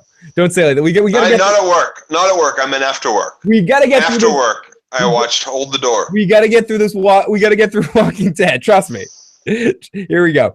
So Joe's about to take the shot. Don't worry. I'm sorry. I want to talk Game of Thrones too, Joe. I need a lime. Oh, door! Katie, don't say that. Door, Katie. Stop it, both of you. This is gonna fall out of control at the Game of Thrones discussion. Hold the door now. It's happening. The stream's happening. And I am not on Steam. I am on PlayStation. I play online games there, and Joe does as well. You can find him Dirty Locks with a Z. We have a host down in aisle 1. I love that agave. Hold the bottle. We got a host down. Oh. Okay, so here we go. So basically, Negan says to Sasha in this scene that he knows she's fucked, and that Rick's up to something, and she's going to be used for it's going to be a win-1 situation or a 1-1 situation. Enjoy tonight. A 1-1 situation. 1-1 situation. Did you think about that? You want me to get away from the Game of Thrones, and you're just saying a 1-1 situation. I don't know what I just said. No, I know what you said. Okay, let's zip through this. Zippity doo dah. Here we go, everybody. Let's get into it. It's about that time. Sorry for Walking Dead fans. Let's get into the speed recap. So then we go back to Gregory, who is sadly looking in a mirror at himself, and he pours a drink, sips a drink, then he goes back to the sanctuary, and he's going to go to the sanctuary and have some fun. Don't forget, he puts the cap back on the bottle. He puts the cap back in the bottle. Then we go to Eugene, who talks to Sasha. He puts the cap on the bottle. He puts the cap on the bottle. Sasha says, I'm going to die. It gets the hose again. And then it gets the hose. Then we go to Sasha with the razor blade. We kind of already talked about that. She asks Eugene to give her something to die. And she thinks she's all clever because she's going to find a stabby thing to do nothing with. Again, fuck you, Sasha. So then we go off to Jesus and the rest of the group and Rick, and as they talk, they take all the guns. Carl continues to have the discussion with Enid about it's not the people that I kill, it's the people I don't kill, blah, blah, blah, blah, blah, blah. Nana's wrong. I want to go with you. Cindy wants to go, but she's not going to go. And then they take the guns, and the little girl... If we don't all go, we won't all go. Yeah, some bullshit. The little girl says, you're not leaving us, Annie. She says, nope. Rick asks if you're okay, and she says, nope. And everyone... then flips her off. Yep. She flips her off. She flips off the little girl. And a couple of live chat things. This is when these walkers look like Davy Jones' ship from the Pirates of the Caribbean. And Ren says, yeah, Timo, that's what hubby and I were talking about. Plus the skin slowed off like the barnacles would have formed. Really good job. Right. The skin, that's what gets me. If there's barnacles forming on these people, that they're already decomposed. Like, That's ridiculous. That's absolutely ridiculous. So then we're back on Sasha in the cell again, who's pacing back and forth, and anyone who's ever been in a holding cell knows how much this sucks. And she's pacing back and forth, and Eugene shows up and gives her this whole speech about how he makes death pills and gives her a death pill. It's gonna take 20-30 minutes to die, and she's fucking going, oh, what do I do now? I'm fucked. And then the last scene of the episode is we're going back in Alexandria town as we walk up and Rosita's there, and they ask what happened, and they said they have Sasha, and they go into the cell that Morgan built, and Dwight is in there, and Daryl comes after him, and they all hold Daryl back, and they get in the face, and Rick says, if you want to help us, get on your knees and suck this cock, Joe. And that's the end of our episode. Sorry, Joe. Sorry. Oh no. And Rick said, "Get on your knees," and that's the end of our episode. What did you think of the end of this episode? The last couple of scenes. Did you get excited for the season finale? No, I didn't. There was no reason. Like, I've read the books, and I know what goes on with Dwight in the books. The show's a little different than the books, of course, but I gotta say, nothing should have stopped Daryl. The things that Dwight did to him. He was the guy in control of the door. He was the guy that Daryl got to see at any point. Him and Fat Joe. Daryl killed Fat Joe without even hesitating. And Fat Joe did nothing to him. Brought him some fucking water. Never raised a finger to him. Like, if I was in Daryl's situation, that's all I can do is say how I would feel in that situation. I would probably have ended up hurting some of those people that I love so dearly that are in that close quarters with me, trying to kill Dwight. Yeah. Like, honestly, there's almost nothing that would. I don't care. You want to help. You want to help the best way you can help, because none of us could ever trust you, is to die right now. That is the only way you can help, is to die, is to have Negan have one less number in his fucking army, because we're not going to clue you in on any of our plans, and anything we do tell you, we have to change up or have already had an alternative plan for in the first place and just told you lies. There is nothing that you can entrust to him at this point. Nothing. And if I were Daryl, I probably would have ended up punching a couple of those people I was with, fighting with them. They would have had to literally hold me onto the floor to not kill Dwight in that situation. Period. Yep. That's it. Critch says, I'm impressed with Joe's recovery. Patricia agrees with you. Yep. Timo, Rick's group are fucked. I said it every few seconds of my reactions. Exactly. They are fucked up. And our preview for next week is extended season finale. We get a long episode. Dwight wants Negan dead. Sasha's going to be used. Dark smells. Negan smiles. Kingdom marches. Guns, and more guns. Joe, what are you hoping and looking forward to? Your final words so far, because you might not be able to be on next week, and maybe you might not even get to call in. You probably will get to call in, but what are ultimately your final words on Walking Dead Season 7 right now? Okay, here's the thing. What I want to happen next week isn't going to happen. I have a feeling for any of the book readers out there, they're going to stick pretty much to the book as far as what goes down as a final for the Saviors. Okay, keep those spoilers minimal, and I know you are. Right. And so that's what I think is going to happen. But what I would like to see happen is the all-out war that they've been promising us. This isn't going to happen. Judging by the previews I saw, I'm looking at 30 to 40 minutes of dialogue and continuing setup. Remember, we have all those extra guns now, but we still have to give them to our little fucktards over there that don't know how to speak English anymore. So, and then not only that, but then we have Negan has already dropped this little bomb of we have a Tweety bird out there, so maybe we get a little taste of who's been tweeting to him, and then him setting up to go confront Rick like he said that he was going to do with Sasha. So we're looking at 40 minutes, at least 40 minutes of setup to a 20-minute, maybe, and I think it's going to be more than 40 minutes and less than 20 minutes of setup and conclusion. Now, but what I want to see happen is I want to see, like, right from the start, boom, right, kick it off with a fucking bang in the sky. I don't want, like, a couple of rocket launchers. I want this fucking thing to be, I don't want a couple of bottle rockets and firecrackers before the finale. I want all the fireworks in the sky from start to finish. I want 60 full minutes. Of course, we can't have 60 minutes because of commercials, but, you know, I want 60 minutes of fucking action, of fucking running around, of people dying, of people shooting each other, of walkers coming in, threatening the people that are fighting each other. Action. This is what would be exciting. Action. Like, action. What we're going to get is we're going to get 40 minutes of build-up, 40 minutes of Rick talking to his crew, them talking to the junkyard crew, and then Negan, a couple of minutes of Negan getting his crew together, and Sasha, some bullshit with Sasha to deal with, and Eugene to deal with, and then we're gonna get some just awful. I'm regretting thinking about it. Really, like, okay, there was a movie that was put out a while ago, and I'm kind of equating it. This is kind of abstract, but there was a movie called Alien vs. Predators.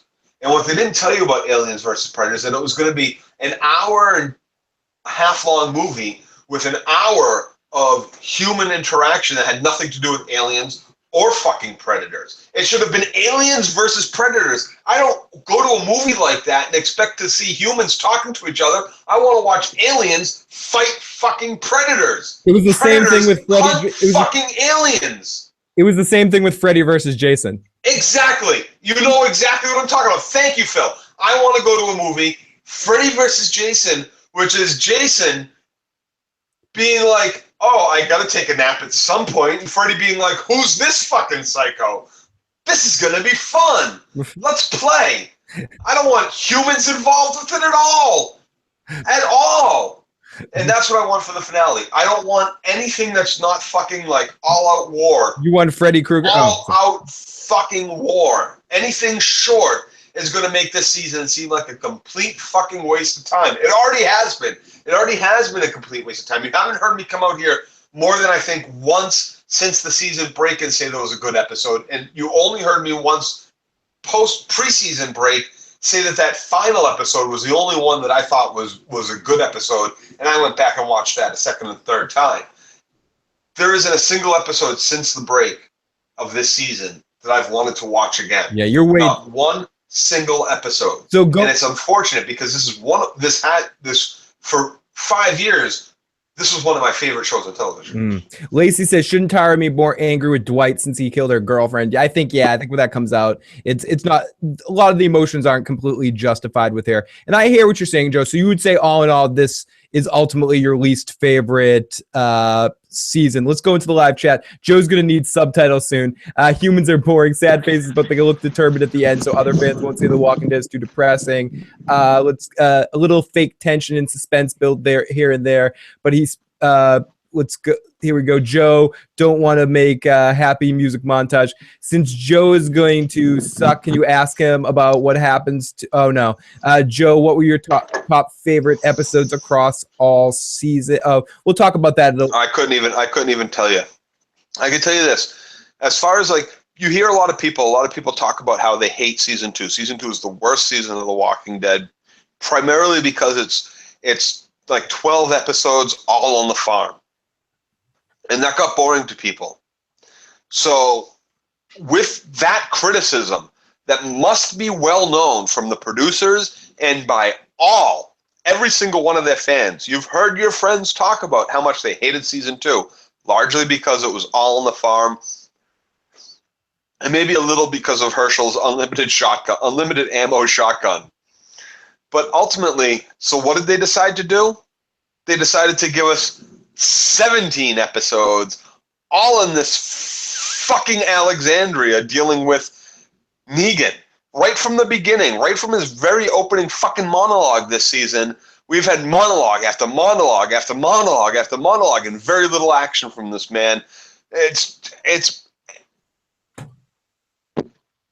the biggest waste of fucking time that a show has ever invested in a season, as far as I'm concerned. Everything that happened at the farm was so much better than everything that's happened this season. Someone said in the live chat, I think season 2, when you look at it back, it's not as bad as you think. The Rick and Shane stuff in season 2 was pretty good. Someone said that in the live chat, and I definitely agree with that. I agree. What I do want to do right now is thank everyone for listening. We're not ending quite yet. Joe, you're not getting away quite yet. But everyone, I want to thank you guys all for listening. We're going to end the Walking Dead part of this right now. If anyone's just here for the Walking Dead, you might go off topic coming out here for a few seconds for a little while. Not as long as we were on last week. But everyone, thank you so much for joining us for the Walking Dead recap this week. We'll be back next week to talk about the finale. Joe, thank you so much. Good night, everybody. Okay. Good night, everybody. Okay, we're back here. We're not quite going away exactly right now. Probably, again, not on for another hour or so, but we won't run away right now. So this is the post-show discussion here for a little while. I am not on Steam. I don't have a computer that's good enough to play games. I do have a Steam account. If it is, it's like the Issues Guy or I Got Issues Man or something like that. But I don't have Steam to log into it. My computer's shitty as fuck for playing games, so I don't really play. And when it really comes down to it, I'm more of a console gamer than a computer gamer, even though I know PCs and computers, that's like the ultimate way to play. You can get games at the top notch, blah, blah, blah, blah. I accept that. Our friend Devin Dworkin, who's on the show sometimes, he's a PC gamer, and and ultimately I know how it is the best way when it comes down to it. I'm just always been a console gamer when it really comes down to it, because I've never been able to afford a good enough computer to game on. So I don't really play Steam too often, but I do have a PlayStation PSN account, and I do play some games on there, and it's the Issues Guy, and I think Joe is Dirty Locks with a Z. LAWKZ. Yeah, KZ. So feel free to add us on those things and play some game. We have to play some games over there. And I also got a Nintendo Switch. If anyone wants to get a Nintendo Switch, the Issues Guy, look on that stuff. Well, David, just because I'm that, it's a multiple question. What's the question? What David asks is true. Send Phil a gaming PC since I throw it. Oh, that'd be great. I just need a PC. Yep. No, and so send Phil a gaming PC so he can give me his regular PC. Yeah, so Joe can have a computer. I'm broadcasting from my phone right now. Yeah, if anyone's complaining or has any problems with the Darth Vader-ness of Joe's microphone, it's because Joe currently doesn't have a computer right now, so he's streaming from his phone with a headset. With my gaming headset, with my PS4 headset. Yep. So it sounds like Joe just refuses his rants from Game of Thrones and just changes his character names around. Yeah, he just recycles them. Well, what rant? How many rants have I had from Game of Thrones? Those are more like the rants I have in Game of Thrones are more like these are bad production rants for the most part. And in Game of Thrones, it's more rants of like storyline, being upset at characters or storyline and wanting my main characters to kill. I don't know. It's a different kind. Like there's far more like from last week street sign rants. Like you're using a street sign pole to impale walkers who are just casually walking up to you. You had enough time to climb the tree with a fucking 50-pound fucking awkward ass sharp fucking street sign. And they just walk into the end of it. Like, production shit from The Walking Dead has been severely lacking since Fear started. Or at least I started noticing it at Fear. Heineken says, settle down, Joe. It's a joke. You guys should do a Game of Thrones recap on the beach in the light of the July 16th premiere. Maybe one of them we'll do on the beach. That'd be a lot of fun. And yes, on the beach. And yes, I am getting married in May, and we will get some pictures for Joe in a tuxedo. That's going to be. It was supposed to be so they were going to do it on a Sunday. So it was supposed to be in the middle of the Game of Thrones season. Yeah, and we were going to do Game of Thrones, and we were going to do a lot. We were going to be in tuxes. Yeah, I was such an asshole, awesome. And I said, if it was on a Game of Thrones, if I ended up getting married on a Game of Thrones date, I had to do a recap from the wedding. And Steph agreed. Steph agreed that we could do it, that we would be able to do it. In the wedding to stream from. So that was actually going to happen. I was such an asshole. I was like, we could not do this during Game of Thrones season. And if we do, I have to recap. All actually almost invited to the after party for the wedding. And if you were lucky and I had the balls enough to do it, I probably would have streamed the wedding for you as well from my phone. No, I might do some backstage pre-stuff with you and me in Taka with the phone camera stuff, like those daily issues thing. It would be a perfect time for daily issues. Yes, it will. So yeah, we'll do something that day. We'll be rarely drunk, and it's gonna be like a room that has like live music. Oh, and believe me, guys, you cannot wait to see these bridesmaids. Joe. So yeah, she did agree to the Game of Thrones recap, and I didn't want that to interfere with anything. So yes, that is in fact happening. So we will share some pictures for if anyone interested in the Discord group and in the Patreon and all that sort of stuff and do a live stream on the channel at some point in the process of everything. So and you're gonna want to see me in my tux for sure. Phil, are we bow tied tux? We got bow ties, right? No, fuck that shit. No, yes. Yes. Cummerbund? No, vests. No, vests. No cummerbunds, vests. Nice. Fuck a cummerbund. What the fuck a cummerbund? Eat a dick. So we're all supposed to be in black. We're all supposed to be in black tuxes, right? I don't know. Yeah, whatever. Can I make them give me a white tux instead? No, Steph picked out the tuxes, of course. Do people really want to hear us talk about this? Yeah. Sure, why not? I can't pick out like a light blue tux. I can't make them give me something like outrageously fucking weird. People are giving you the Robert treatment. Get the breastplate stretcher. The what? Yeah. Hashtag man tits. The live chat. Man tits. I don't have man tits. I got man bosoms. Bosoms. Have you ever thought about quitting your jobs and doing podcasting full time? I would. Give me. Do you know how much money I make a year? It's barely enough to survive, and you're talking about taking that away by doing podcasts for work. If it ever could work out, absolutely. We're always looking for reasons to do that, and we've been shilling a little bit more on the show and asking for people, with some of the affiliate stuff, and we're gonna try to figure out a way to do that at some point in time. But yeah, of course. Oh, they got a Game of Thrones wine now, and I was so disappointed. Did you see this stuff yet? Oh yes, Finally. I did. And yes, there is going to be a bachelor party. It's probably going to be at Foxwoods in Connecticut. If any FOP, at least day one, it's going to be a 2-day bachelor party. Yeah, if anybody wants to come to Foxwoods in Connecticut, I will say the date of it. You're welcome to come down and meet and have drinks with Joe and I at the Intaka at Foxwoods for the bachelor party. You're more than invited. Anyone that wants to make that trek. And you know what? That would be a great time. But we're gonna stop. It's a 2-day trip. We're going down to Fox. Don't talk about too much about what we're going to do. And we're going down to Foxwoods, and we're going to be playing poker. We're going to be playing blackjack. We're going to be playing poker. And we're going to be playing more poker. We're going to bowl. More poker. There's going to be some bowling. I'm not going to have any time for bowling because I'm going to be sitting at a cash game. And I'm going to make my fortune. I'm going to start Phil, I cannot wait for the wind to open up here in Boston. Jesus Christ. Heineken in the live chat says, every time it cuts to Joe, I think he's at Supercuts getting a haircut. His shirt looks like the sheet to stop getting your haircut on. What? This is a sweet sweatshirt, man. Sandman, good question. Thank you so much for thinking that. Keep sharing it along the way. We're so lucky to have people like Devin from Atheism Unstoppable and Carmine from Red Team Review share the channel and promote us and stuff like that. Anyone else that can help spread the word and help get us more subscribers, thank you. And you saying that you wish we had more subscribers and why don't we have it? We really do appreciate that. We're happy for every single one of the people we have. And if we've never got any more subscribers, this is fucking fun. And we're lucky to have you guys. So, but thank everyone that's helped us grow this far. And anyone, if we keep growing, it's going to be all thanks to you guys. And there's some strategies to help keep us growing. And I'm going to share those with you now. If when you get to work on Monday, bring with you any small caliber weapon or sharp object. Oh no, don't and force people at their terminals. Joe does not subscribe to us. Program. Joe does not. You just have to convince them at their terminals by. Now, Joe does not speak for the Issues program. Joe just.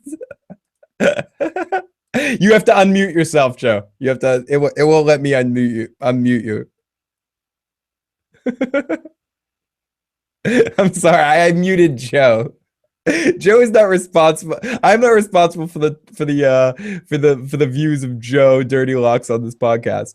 Am I unmuted? You're unmuted, but you have to switch your camera around. We can see the rest of your house now. Oh wait. Wait, what's going on? Wait. Iron says, do not try this at work. Atari says, I don't want more subscribers. I did a stream at a different channel the other day, and it was impossible. Am I good yet? Thanks, Joe. I think I'm good. Wait, I'm good. You're okay. Good. You're back, Joe. Knife to the back. I gotta pee. I'll be back. Okay, Joe will be back. But no, thank you everyone for joining in tonight. We're going to be on for a little while longer, and we like doing a little bit of these after shows. It's early enough. It's still only 12:12, and this is the random cast. So I can't really talk more about. I'm like, can I talk more about The Walking Dead? I don't want to talk more about The Walking Dead. But Joe's going off to the bathroom, and of course, I'm leaving the camera on Joe's set. Let's look at Joe's set. Well, Joe's got a nice little set there. He's got a little bear with a Vikings hat on, the Game of Thrones map.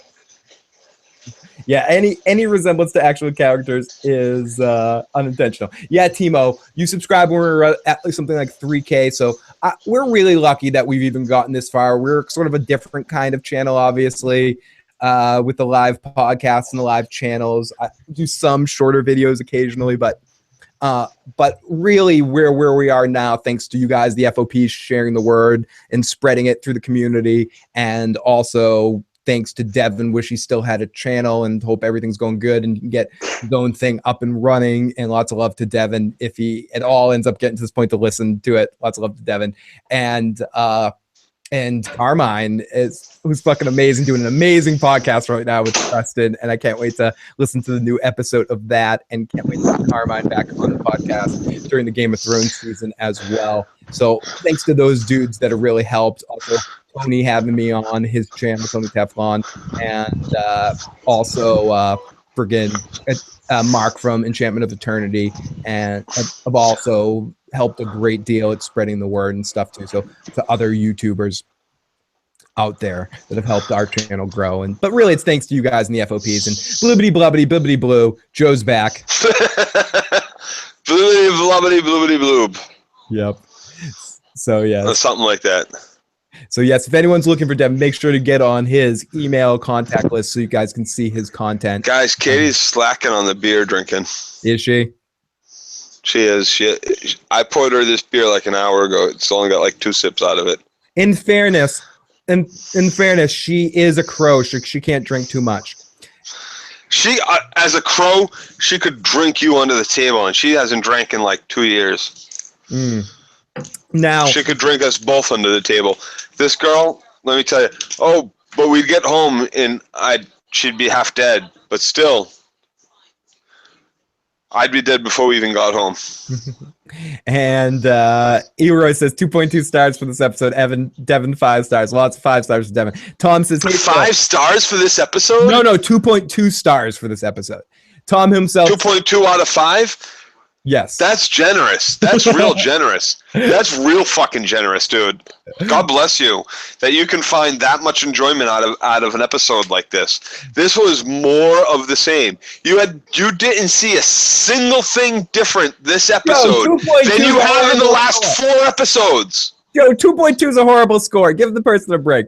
Tom says 2.2 is half. 2.2 is half. No, 2.5. It's less than half. 2.5 is half. If you're talking about out of 10, I'll agree. But if you're talking about out of 5, no, that's close enough to half where that's half. Oh, Joe. Okay, that's bullshit. This gets 1 star because it's got the moniker Walking Dead. Because I got to see Rick Grimes. I got to see Daryl, and unfortunately, Daryl fucking pussed out. I'd give it completely pansed out. I don't want to say pussed out. Joe, I'd give it a pansed out. I'd give it a 3. So Tom himself says, now that Joe's not here, can you tell us, can he bluff at all with that expressive face? Yeah, Joe, when he plays poker, now Joe's back. Joe makes no emotion when he plays poker. You think he'd be all expressive? He's basically a statue when he plays poker. Dude, you don't understand. I love that fucking game. Dude, so my job as work, I'm a therapist. Human emotion is what I thrive on for my currency. Oh my God. The fart smell. I can smell your fart. The shit coming out of my mouth, baby. Oh my God. Shut up, Joe. Shut the fuck up, Joe. Walking David says, I would love to see you guys get to the point where you could do it full time and I could fly out and be in studio with you. Walking David, I would absolutely love that. And I would love to be Walking David, the goal isn't so you can fly out and be in studio with us. The goal is for them to bring us to California and us be there to do this. Joe Madden says, Phil is a good poker player. I have my moments. I'm a good tournament player. Phil's a fucking amazing poker player. Okay, first off, he's a much better poker player for tournaments than he is cash games, but even in cash games, he has the patience it takes and with his brand of talk, you don't talk too much. You You talk enough for me to be quiet, dude. When I'm at a table with you, I love it. You get other people to fucking open up like you wouldn't believe, so I can sit back and just fucking play my game. I tend to babble at a poker table. Here's the thing: when you put me, Phil, and our other buddy, our trio for basketball, it's kind of ridiculous. If you put the three of us at a table and we decide not to try to fucking kill each other, the other 7 people have no chance to walk away with money. Zero chance. And I'm going to tell you that straight out. We play with some unbelievable poker players. Our buddy Big Daddy, you know, from The Sopranos, he is an unbelievable poker player, and he has a ring game, a home game that he does regularly with P. Diddy and McNamara. Or is that the same person? Those are two different people. 2 different people, Joe. P. Diddy and McNamara. Don't forget about fucking the guy that runs the JC. Yep. The dealer. Yeah, don't out all these people. Scott K. Scotty K. These people are fucking amazing poker players at Maddie's ring game. So when me, Phil, and our buddy Nick don't decide to go kill each other, we'll run a table, and we will run it for 13, 20 hours at a time. It's ridiculous. Joe's exaggerating to a certain extent, but... To a certain extent, okay, right. Not 20 hours. Not 20 hours at a time. But any one of us at any given time, 13 hours altogether, easily, 13 hours, we will clear a table. I'm not joking. We all have the stamina for it. We all have the fucking patience for it. Joe, you're airing laundry, dude. Says Varys. Rogers was based on your lives. I laughed my ass off. I don't talk a lot of shit about a lot of shit. I talk a lot of shit about a few things. Poker, I will talk shit basketball. about I will talk shit about my basketball playing. Joe's I will talk shit about my poker playing. Joe's a really good basketball player. I will not talk shit about almost anything else. But as far as my poker playing and my basketball playing, that is shit I will talk all day, and I will challenge you to come fucking take my money. Yep, Joe likes to play the basketball. Joe is a very vocal, aggressive poker player, but he's very good at what he does on the poker table. So yes, the bachelor party is at Foxwoods, and it's a gaming night. And Belle Biv DeVoe and En Vogue are playing one of the nights, and we're gonna go to that. It's gonna be amazing. Joe's going outside to do a sandwich, going back out in the hurricane. We might. Joe doesn't know what he's doing. Joe's lost, completely fucking out of his. Joe is drunk. Joe's going outside. Let's go to the Joe Cam. Joe Cam. The Joe Cam says. Joe Cam. What did you just do to me? That's not a cam. What the fuck was that? I'm dizzy. I'm about to fall over from that. Sorry, Joe. Oh my God, I keep going and going and going and going and going. Oh my gosh. Timo says, I don't talk a lot of shit when I talk shit, but I talk a lot of shit. Joe, 2017. No, I don't talk a lot of shit about a lot of shit, but the shit I talk shit about, I'll talk a lot of shit about. Oh, what? That made perfect sense. I know I said that right. I don't talk a lot of shit about a lot of shit, but I talk a lot of shit about a little shit, which I will talk a lot of shit about. No, wait, that didn't come out the same way. No, it did definitely not the same. There's a couple things I will talk a lot of shit about, not a lot of things I will talk a lot of shit about. My basketball playing, not anymore. I'm old, I'm fat, I'm out of shape. But when I was young, I could play. But now, I play poker. And that is a sport I put everything into when I have to. Which is anytime I play. Yeah, and Joe breaks his ankle. Like literally, if you play a game of basketball with Joe, you can expect him to break his ankle, to throw up on the basketball. And to puke on you. He's gonna puke on you. That's how he wins most of his games. He pukes, and no one wants to cover him because he just puked.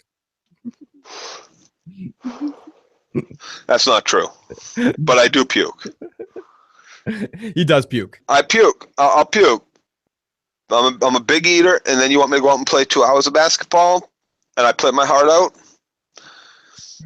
I'll puke. I'll run off to the side. I'll puke a little, but I'm not like, oh, I'm done because I puked. Nope. Have you ever seen me quit because of puke? No, definitely not.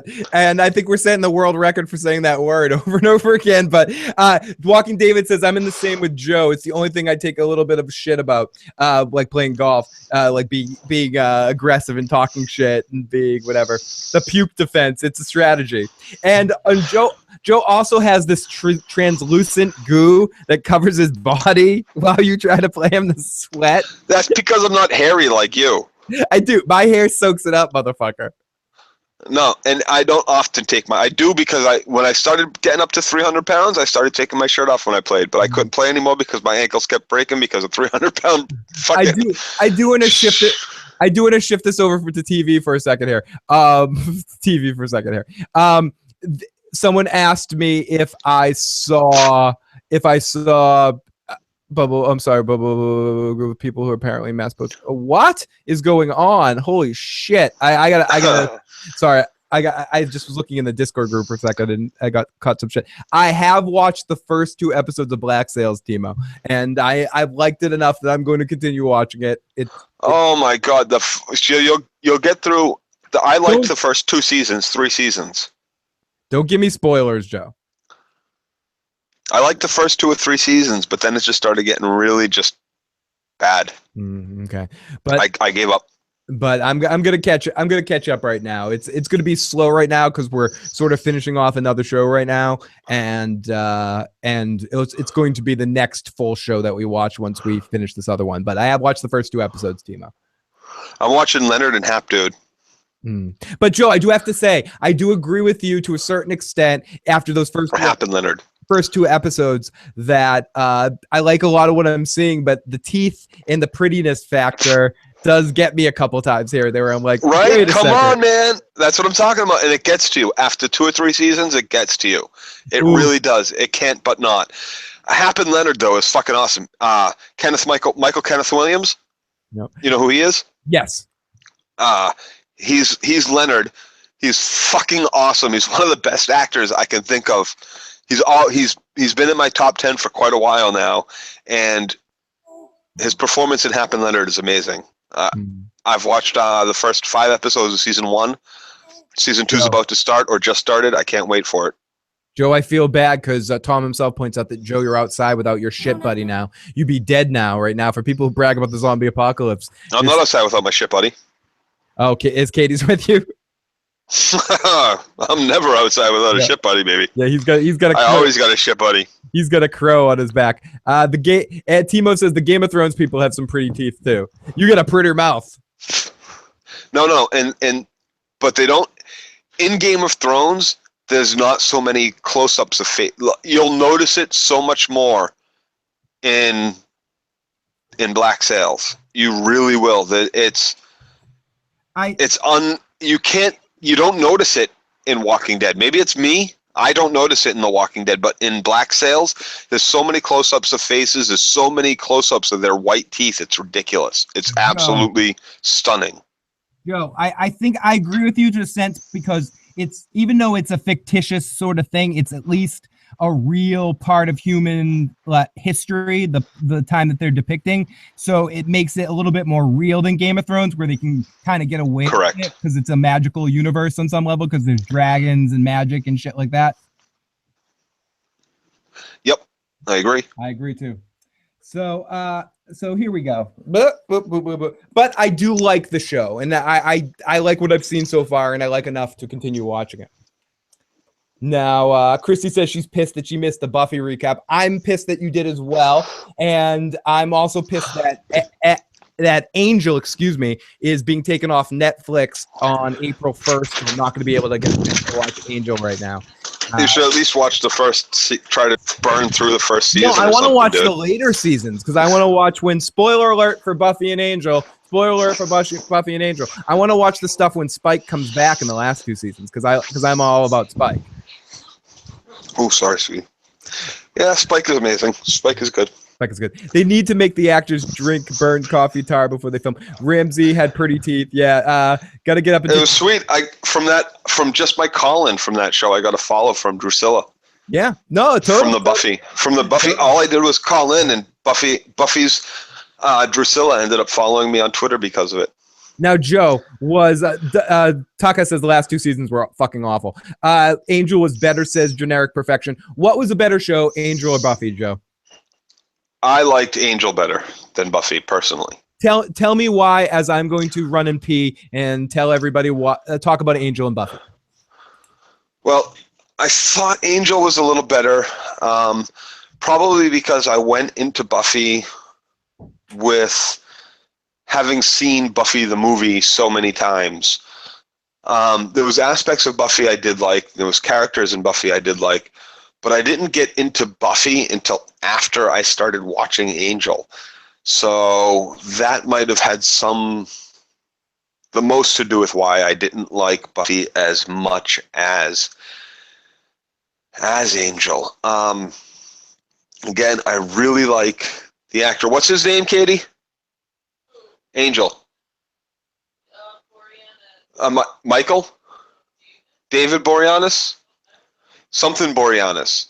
Boreanaz is amazing. I really like him. Like I said before during the Buffy cast, he was working at like a Starbucks or like a Dunks or something like that, and one of the showrunners, producers, or casters walked in and was like, "Wow, you have a look, and I think you should get into this, and we're going to give you a chance to read for us." And he went down and he read, and they gave him a shot, and he comes off a little stiff at the beginning, but by the time he's an Angel and by the time he's really working on Angel, I think he's really good. I really like his character. I really like his act.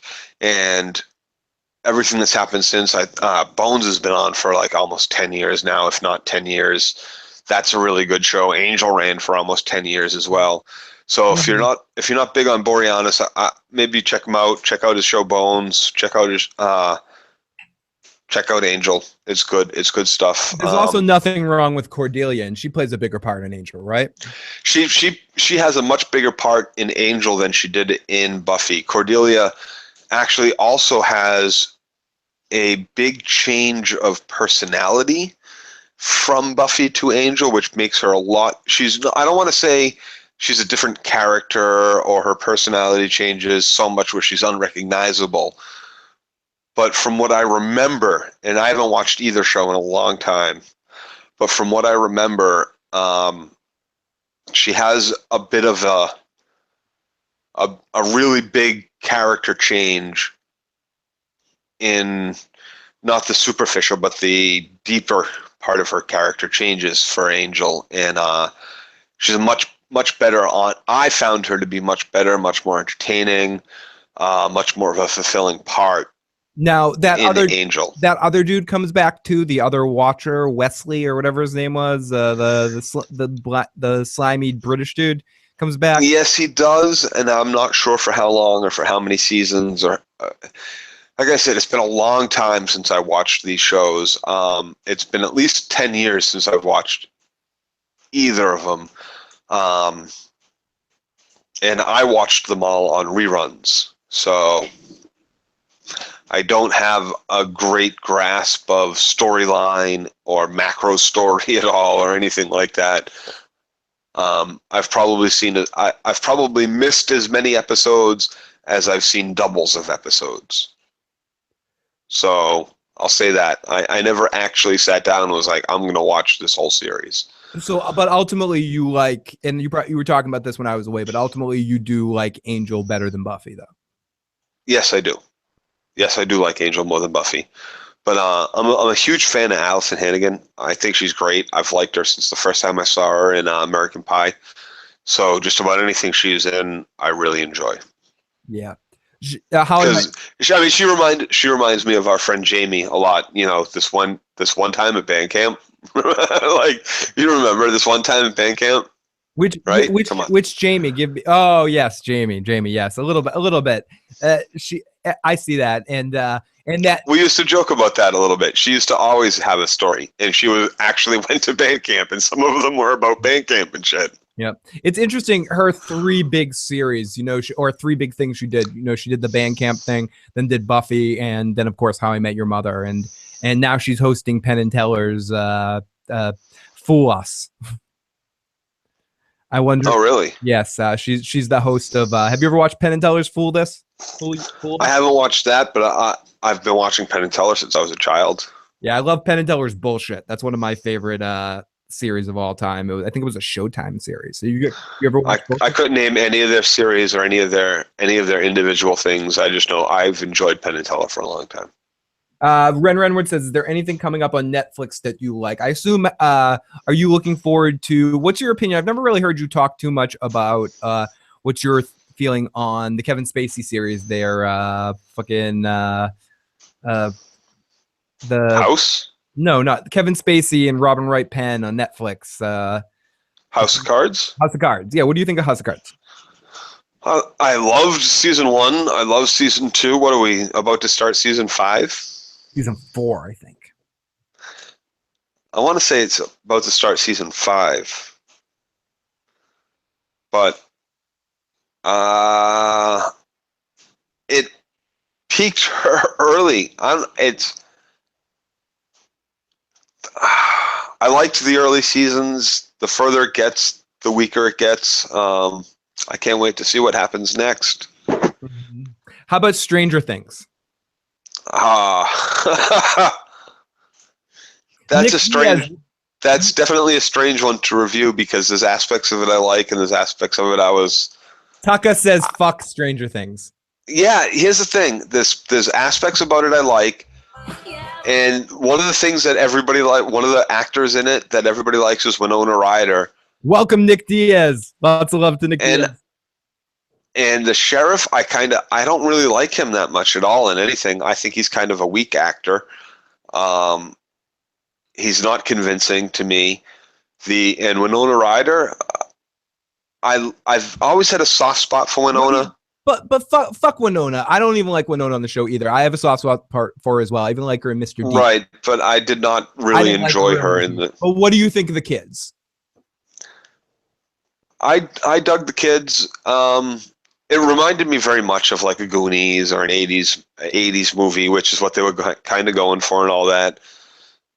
And the kids hit it on the nose. People in the live chat, Joe says Winona was amazing. Timo says Winona's the worst part. What have you watched Fargo? Have you watched? Are you a fan of Fargo?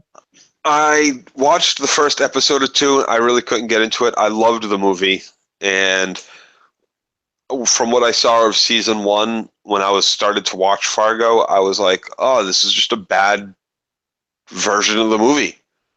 Yeah. Drawn out and really, really just slower. I've heard bad version of the movie. I haven't watched it yet. I've heard season 2 really is when things start to pick up. And I want to, if season 1 continued, and maybe somebody in the chat can tell me, to just be a I don't know how many episodes, but if it's a 10-hour version of a great 2-hour movie, then I have no interest in watching the rest of season 1. If you can tell me season 2 has its own story and is completely separate from season 1, then I will probably start from season 2 and give it another shot. But as far as I'm concerned, I wrote Fargo off after the first episode or 2, maybe even 3 episodes of season 1. We got a couple of I Love Fargos in there. We got first episode's amazing. We have Winona's Too Shrill. Nick Diaz says, Joe, did you like season 2 of Daredevil? I just finished it, and honestly, other than The Punisher, I think season 1 was much better. I think season 1, that's a very good, yes. Everything with The Punisher was very good. Season 1, I think, because the whole season was... Well, I think as a whole, season 1 was better than season 2, but the stuff with the Punisher that was focused on the Punisher, I think, was better than anything in season 1 that didn't have to do necessarily with on-screen Kingpin. That being said, I think the hand, or the foot, as I like to call them, because it's just awful. They bring them throughout into a couple of the other shows, and Iron Fist. It's just, it's a very weak, outdated villain as far as I'm concerned. Okay, I do want you to talk about Iron Fist. A couple people said, but I do want to touch on what Dave DeRosa just said. You guys should do a Nip Tuck review. I'm watching it all over again. Oh. Nip Tuck was one of those shows that Joe and Katie used to come over to my house and watch every episode with me. We used to watch Nip Tuck all the time. I love Nip Tuck. It's my favorite of all the Ryan. I got through like 3 seasons before I stopped. It started getting a little ridiculous after about 3 seasons for me.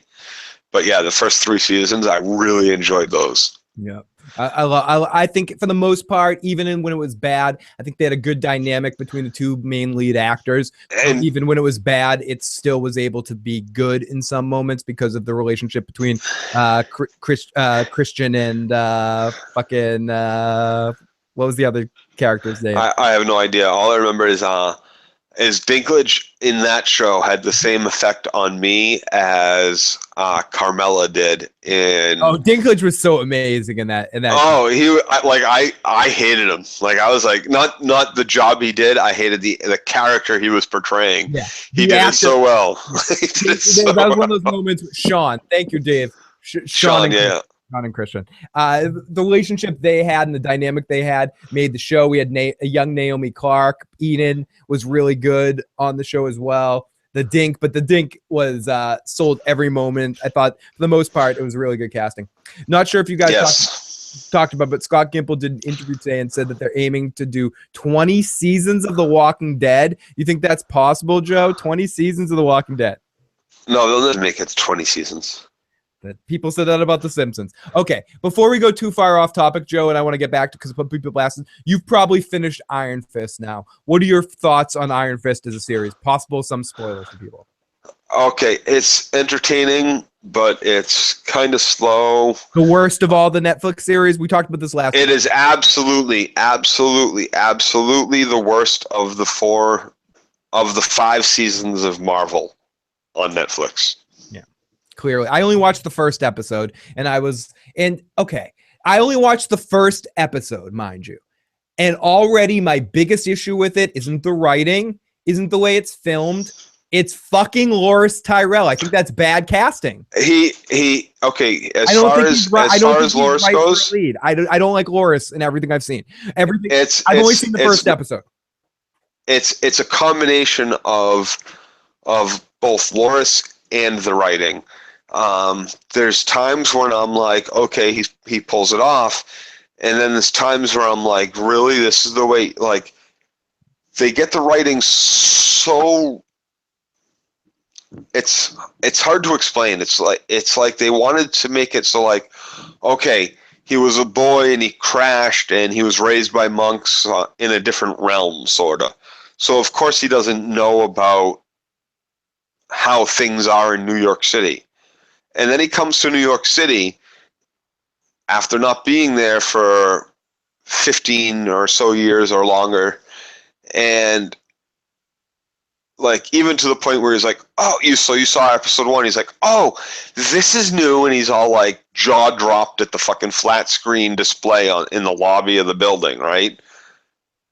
But he's not in awe at, I don't know, it's hard to explain. They made him both naive and stupid. Av says it's writing, it's not him. Dirty Issues trying to go to rant here. Tom is trying to go to rant here. Says, Joe, but what about Westworld? Is it all that, or is it just silly hype, Joe? What do you think?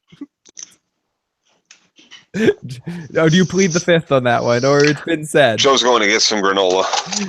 Joe has to wear off all the earlier things. If you want to see Joe's rant on that, check out the end of the what was it? What preview show that we did? It was before one of the Vikings episodes. We did a live stream of something where Joe went on a huge anti-Westworld rant. If anyone wants to check that out, I forget what it was. It was one of those live streams that me and Stephanie did. It was Grease? No, it wasn't Grease Live. It was Rocky Horror Live, I think.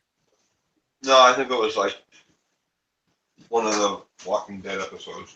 Or something, whatever it was, because it was right before the Vikings episode. The way Yul Brynner walked me through Westworld is priceless. I think the Loris actor is awesome, by the way. I think he's a good actor, and I think he can be good in things. I think he's awesome on Game of Thrones.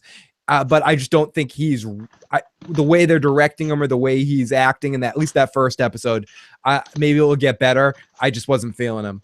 He just didn't have the same charisma or the same thing that Matt Murdock, that Luke Cage, that Jessica Jones had. It just didn't captivate me in the same way, just from him as a character. Agreed. And other than that, like I said, I only watched the first episode. I'm probably going to soldier my way through the whole series, but I'm not super excited about it. But someone was saying Walking Dead 20 seasons. It's hard to think that they couldn't get away with doing 20 seasons, and we're going to deal with like 7.5 seasons of Game of Thrones, where Game of Thrones should have been 20 seasons. You do pretty should have been. There's no reason why Game of Thrones couldn't have been. They could have done all the content and had a 20-year fucking run. One of the best, and it would have been still, with that fucking 20 seasons, the best show on television. All 20 seasons. Thanks, Phil. You do pretty short live streams. I'm sure it's going to be fucking easy to find. I'm sure, Tom.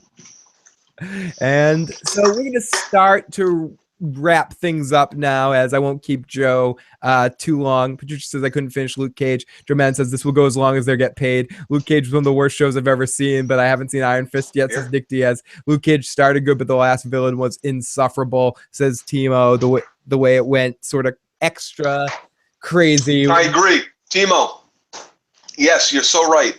They spent so it's about 13 episodes long. Spoiler alert for Luke Cage, for anyone who cares. And they spent 7 fucking episodes building up the gangster who had Biggie, a poster of Biggie on his wall. Like, people were supposed to be intimidated by the poster of Biggie, which I thought was ridiculous. And they spent all this time building him up as this, like, badass fucking villain, and then in walks fucking Juicy from Sons of Anarchy, only to keep us in the dark about another fucking villain who's supposed to be big and badass, who shows up and is a letdown. As far as I was concerned, was a letdown. I thought they did a bad job giving us a bad guy in Luke Cage. The best example of bad guy they gave us so far, I thought, was in Jessica Jones, and only because of the way they handled it. But or is actually, maybe probably Kingpin. Combination. I mean, Kingpin is what he is, but as Taka wants to bite our tongue, David Tennant just kills it in that role. And who? David Tennant, the guy who played the villain in Jessica Jones. Right, and that's what I was saying. That's what I just said. Yeah. If it's not and why do I want to say he was also in Powers? But I don't know. I think Kingpin is the best villain in all the Marvel series on Netflix so far. Yeah, no, I agree. It's hard to beat the Kingpin, and it's hard to, especially when you get the Kingpin right. Atari Dad asks us, "You guys planning to see the Ghost in the Shell at all?" I was suspicious of whether it be a faithful adaptation, but after the first 5 minutes of it, it looks fucking amazing. Joe? So, from what I've read, it is an absolute atrocity to what the original game story is. There is enough in the previews. This is from what I've read. Oh my goodness! There's enough in the previews to do one more shot. Nick Diaz did it, and then we're gonna end the stream. Nick Diaz gave you one more shot. Nick Diaz, you're fucking amazing. Thank you for the donation, buddy. So it's enough. The previews are enough to give you enough visuals. You guys are so amazing. Thank you so much for all the support that you give us on Super Chat. Like I said, we're gonna find more fun ways other than just getting us drunk, but it's always good to pull out these shots once in a while, at least keep them going and do these shots things. And Joe is the guinea pig tonight, like I was last week or 2 weeks ago. So it's enough to give you the impression that it is. There's enough visuals and sound bites and things to make you remember that video game so well. And don't get me wrong, she looks fantastic in that Ghost in the Shell outfit. Scarlett Johansson, beautiful in that Ghost in the Shell suit. They should have just made her naked. Take that shot and finish your thought. Take it. Tom himself says, I love the dirty issue sarcasm. Nick Diaz in the Midnight Chat Attack. If you guys haven't checked that out at all as well, definitely check out the Midnight Chat Attack. Do some amazing fun streams as well. Got a great team over there that does some fun streams. So if you haven't already, definitely subscribe to the Midnight Chat Attack. Good people, good awesome stuff. And also, of course, check out Double Toasted. Oh my goodness. Oh, fuck. Oh, fuck. Nick Diaz says they should have just made her naked. Oh my God, poor Joe. It's gonna be you next time. It's Joe's turn. Oh fuck. When we're not in the same place, we can't do it together. And Joe, is that it? Is it? Do we have? Should we end things, Joe? On that note. Back. Okay, Joe's back. What were you saying? I was off and fucking. What time is it? It's 12:48. We'll finish in about 5 to 10 minutes. We'll sort of start to end things. We'll finish when we finish. We'll finish when we finish, Joe says. Okay. Struggle. And you'll like it. And you'll like, okay, hey dude, I don't have to be anywhere tomorrow. I don't have to be anywhere tomorrow. I don't until 11 p.m. So yeah, here we go. Joe is battling the tequila. Don't you dare end this shit right now. It's too much. You know what? No, Joe, don't do it. Don't do it. Oh, so Joe's doing a little bit of action over there. That's done. Is your tequila done? Because Joe, where did I still have this? So Joe, Atari Dad asks, Joe, where did you read about Ghost in the Shell? The reviews aren't out yet. Oh. You can find them. Put it in. Put it in online. You can find them. They give early releases to people. There are some reviews out there. Okay. Joe is getting his ass kicked in the trial by combat, but with tequila. Tequila is the chat's warrior tonight, Joe. I'm winning. I can't wait. The Game of Thrones streams this year are gonna be fucking insane, Joe.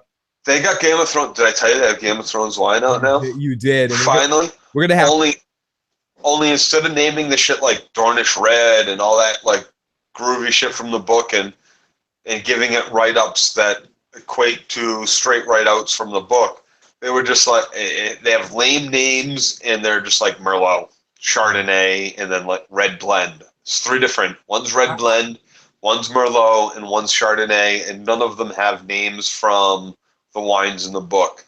Very disappointing as far as I'm concerned from what I saw. I can't wait to taste them. Fuck the Chardonnay. Only reds are good. Okay. Dirty Issue says go to Double Toasted. Yes, definitely go to Double Toasted. Joe says, no, Joe is beating the tequila. Joe is winning.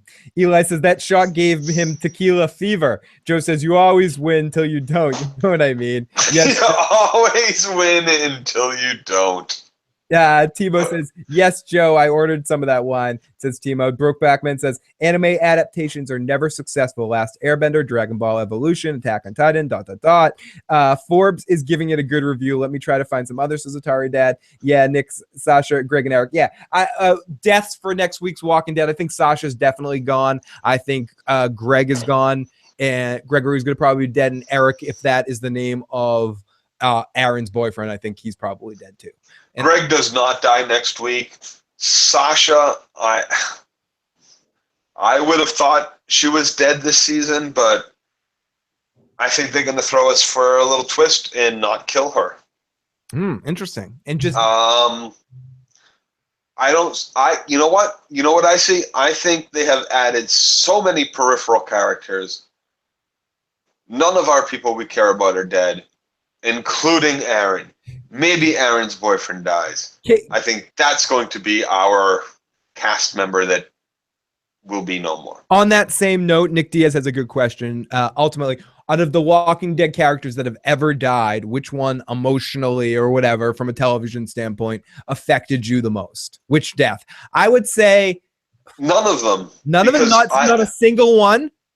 No, and I'll tell you why. Okay, tell me why. I'm going to try to think the one that Abraham would have been the one, but unfortunately it didn't, because the episode where Abraham dies is just so pathetic that it doesn't get me. And Glenn doesn't get me because I mourned for him 2 weeks earlier when he was in the fucking dumpster. No, and that's what I was gonna say, 6 weeks Joe. earlier, whatever Me, it was. the one that got me the most was Glenn's first death, pre-dumpster. I thought that was done really well. If Glenn died right there, I thought that would be the best death to walk. That would have been the. See, and here you go. This is what The Walking Dead fucked up. You kill Glenn in that moment. You kill Glenn in that moment because that pisses everybody off, because that is a big moment. You don't jump the shark and make him crawl under the dumpster and 100 zombies don't realize it. That really pissed me off. So you kill him there, okay? You kill him there, and that gives you a Negan scene that nobody knows about, that nobody knows who's going to die. Absolutely nobody knows. Nobody's read about it. The only death from the comic book in the Negan scene is Glenn. Glenn would have already been dead. That gives everybody time to mourn about or to think about someone dying. Instead, what they did is they gave us so many weeks to mourn about Glenn's death, then brought him back and then killed him. So when he died, you didn't care because you already thought he was probably dead in the first place. Or if you didn't think he was dead, there was a chance he was. So there was a little bit of mourning and sadness going on inside you, and you lost out on it when he actually did die. Which, because there ends up being 2 deaths and 2 people killed, it diminishes Abraham's death. Because now you're like, oh, Glenn's dead too. Who do I feel worse about? So now you don't know who to feel worse about, but you already mourned for Glenn, and oh, maybe you didn't like Abraham that much. It diminishes both deaths. It takes away from both of them. So neither one of them did I really feel any kind of loss or emotion for. I didn't feel loss or emotion for Lori. I didn't feel loss or emotion for Andrea. Timo said Herschel. I felt for Herschel. That was kind of that was done well by the governor when he just. Herschel might be the last one, if not maybe Dale. Dale, interesting. I do have to say, I think Joe Madden says I think they did the Glenn death pretty well, powerful as fuck. The first death, and I think even the second death was the better of the 2 Negan deaths because of the Daryl factor of it all, and Daryl being kind of to blame for the situation and feeling the guilt. I think that was played up really well. Tom himself says, "Tell Joe that that's what he gets for being the Glenn is dead train, you dirty unbelievers." No, I wasn't on the Glenn is dead train. I know we did. I was saying right from the beginning that Glenn was still alive. Tom himself has gone back and listened to all the old podcasts. So if anyone knows what we said better, that. Oh, I know for sure. I never said Glenn was dead. I absolutely said Glenn was going to still be alive. Honestly, Eli says, honestly, The Walking Dead, I tend to be happy when a character dies rather than gutted. Some people said Sophia dying after Shane opens up the barn was fucking intense. A couple people said Shane's death. That was bullshit. That was such bullshit. That was the biggest letdown of the whole farm, was that the fucking Sophia was in that barn. You know, when Daryl has to kill zombie Merle, I thought that was kind of emotional for me in a weird way. That was maybe the best. That was emotional. I got a little emotional in that moment when with zombie Merle. Look at the flowers. Look at the flowers. Look at the flowers. Okay, maybe that's there. That's a good one. Yeah, Carol, look at the flowers. What about the little boy? I like the death of the little boy. Remember the little boy? Oh, the cookies one? No, not that one. The one that was with the 2 flowers girls back in the prison when they were trying to escape with the baby. Yep. Do you remember the little boy? Yep. Yeah, he just disappeared. He was just written off the show. Timo says, I still don't think it was Daryl's fault. Watch the episode again. If Rosita just lied at the bat, Daryl wouldn't have think he would have hurt her. So let's blame Rosita. We got Taka in the motherfucking chat. Says Paradox. Sometimes the most emotional things were not even deaths, like when Daryl and Carol meet at Terminus. That shit was beautiful. Yes, exactly. There's a lot of things that even Daryl and Maggie last week was more emotional. The Anderson family picnic. I actually thought the flowers moment was kind of funny, says Timo. Who Merle, I missed that lovable racist piece of badass shit. Oh my goodness. So everybody, I want to thank you guys all for joining us tonight. We should probably wrap up. We've been on for a while just because I see a lot of you guys hanging out, and it's been a lot of fun to talk to you guys in the after show as well. But I think it's probably about time. If you haven't already and you enjoyed this live stream and you want to see more, please hit the subscribe button. Spread the word on the channel. Help us grow. Help us do this more often. And you're doing that tonight by getting Joe drunk. That's the step. Woo! And Joe, thank you so much for offering up your liver for service for the podcast tonight. Oh, you're welcome. My pleasure. Yes. Thank you. Well, for a little bit longer anyway. Yeah, his pleasure. Yeah, couple more wouldn't have been your pleasure. But everyone, thank you so much. We will be back next week. Joe may be with us, but if not, The Walking David will be joining us at some point in the live stream next week. And if you haven't already, you want to check out our other channel and check out Taka's Into the Badland coverage. You can check that out on Dirty Issues. He does, I think he did another live watch of it. I'm not sure yet, but definitely check out Dirty Issues and check out Taka's stuff in the Brohawk Wiley blog. We got a lot of fun stuff. Taka and I are getting together on Wednesday for a very special shoot to film a little video that's going to be out in the channel probably within the week. We're going to try to get a quick turnaround on that. So, Walking David, I love you. I'll talk to you next week. Hey now, Taka, you and me are going to have a lot of fun on Wednesday. You're an all-star. Yeah, You're an all-star. We're going to be a little bit of a couple of fresh princes over there. So if anyone hasn't already, hit that thumbs up, share the channel. You can find all the ways to help us in the description box below. But we really do appreciate all the help you guys give us. And I think it's about time Whoa, what the fuck is going on there? Oh, yeah, What was that? Something that's going to cause, like, YouTube to, like, flag this video or something. Yeah, dude, that was weird shit, dude. Yeah, out of everything, like, just that for 2 seconds is going to cause the YouTube fucking Strawberry Shortcake gods to fucking fuck us up. So, Phil, shut up. Listen, words makes me thirst. I got some chickens. More words come pouring out your cunt mouth. Every fucking chicken in this room. Everybody, and pretty soon, if people aren't into it, we'll be back pretty soon with our Better Call Saul recaps are coming up very soon. And a huge thanks to everyone in the live chat that's sticking around right now. Now, this is the Thrones, Ab, Broke, Taka, Eli, Iron Throne, Joe, Melissa, Nick Diaz. Melissa, your first time being able to join us live tonight. Thank you so much. Thank you, Melissa. Oh, wait, that's supposed to be an effect. Thank you, Melissa. Oh, cut that shit. Oh, dude, that's gonna get me dizzy. I'm gonna make Joe go crazy here. Nick fucking Diaz, Paradox, Patricia, Quixote, who is still in there, Red Walrus, The Walking David, Timo, Tom, Renwood, everybody that's joining us tonight. Thank you so much. And it's so hard. You never want to go, everybody. Never want to go. And I will be back this week to do some more Zelda streams that I've been doing over in Dirty Issues. Specifically, myself, Quixote, and Analysis have been having some fun over there. And a couple of other people, Red Walrus has jumped on in. A couple other people, so check us out over there too. So, everybody, we'll talk to you next time. Peace. Good night. Good night. What the fuck? Play this. Here comes a little trumpet.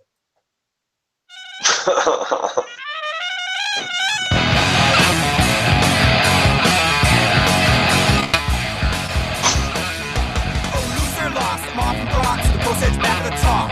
See you there when the bruises clear. I'm clearly better when I'm dropped. Born through rare, man's down on. Gonna bomb like an old man mother. Wants the hurry to get away. Say I'll flip you when you let go again. The words cover me two sides. Both against each other. Get alive is the next I see. Don't wanna live to what is me.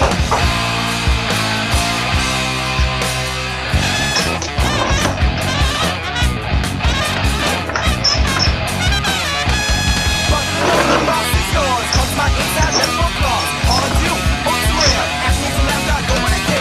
All that's great, but it's not the truth. The only truth is stopping you.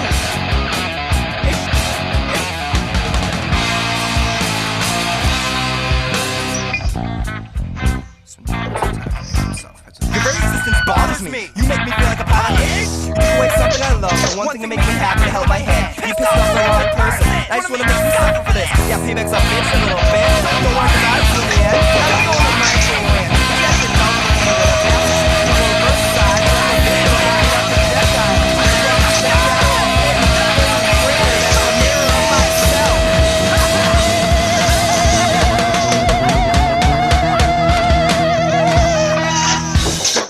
mouth, I hold my heart. I'm standing on sand, my legs spread apart. Care about the vine that is your line that used to be mine, so I drag it down the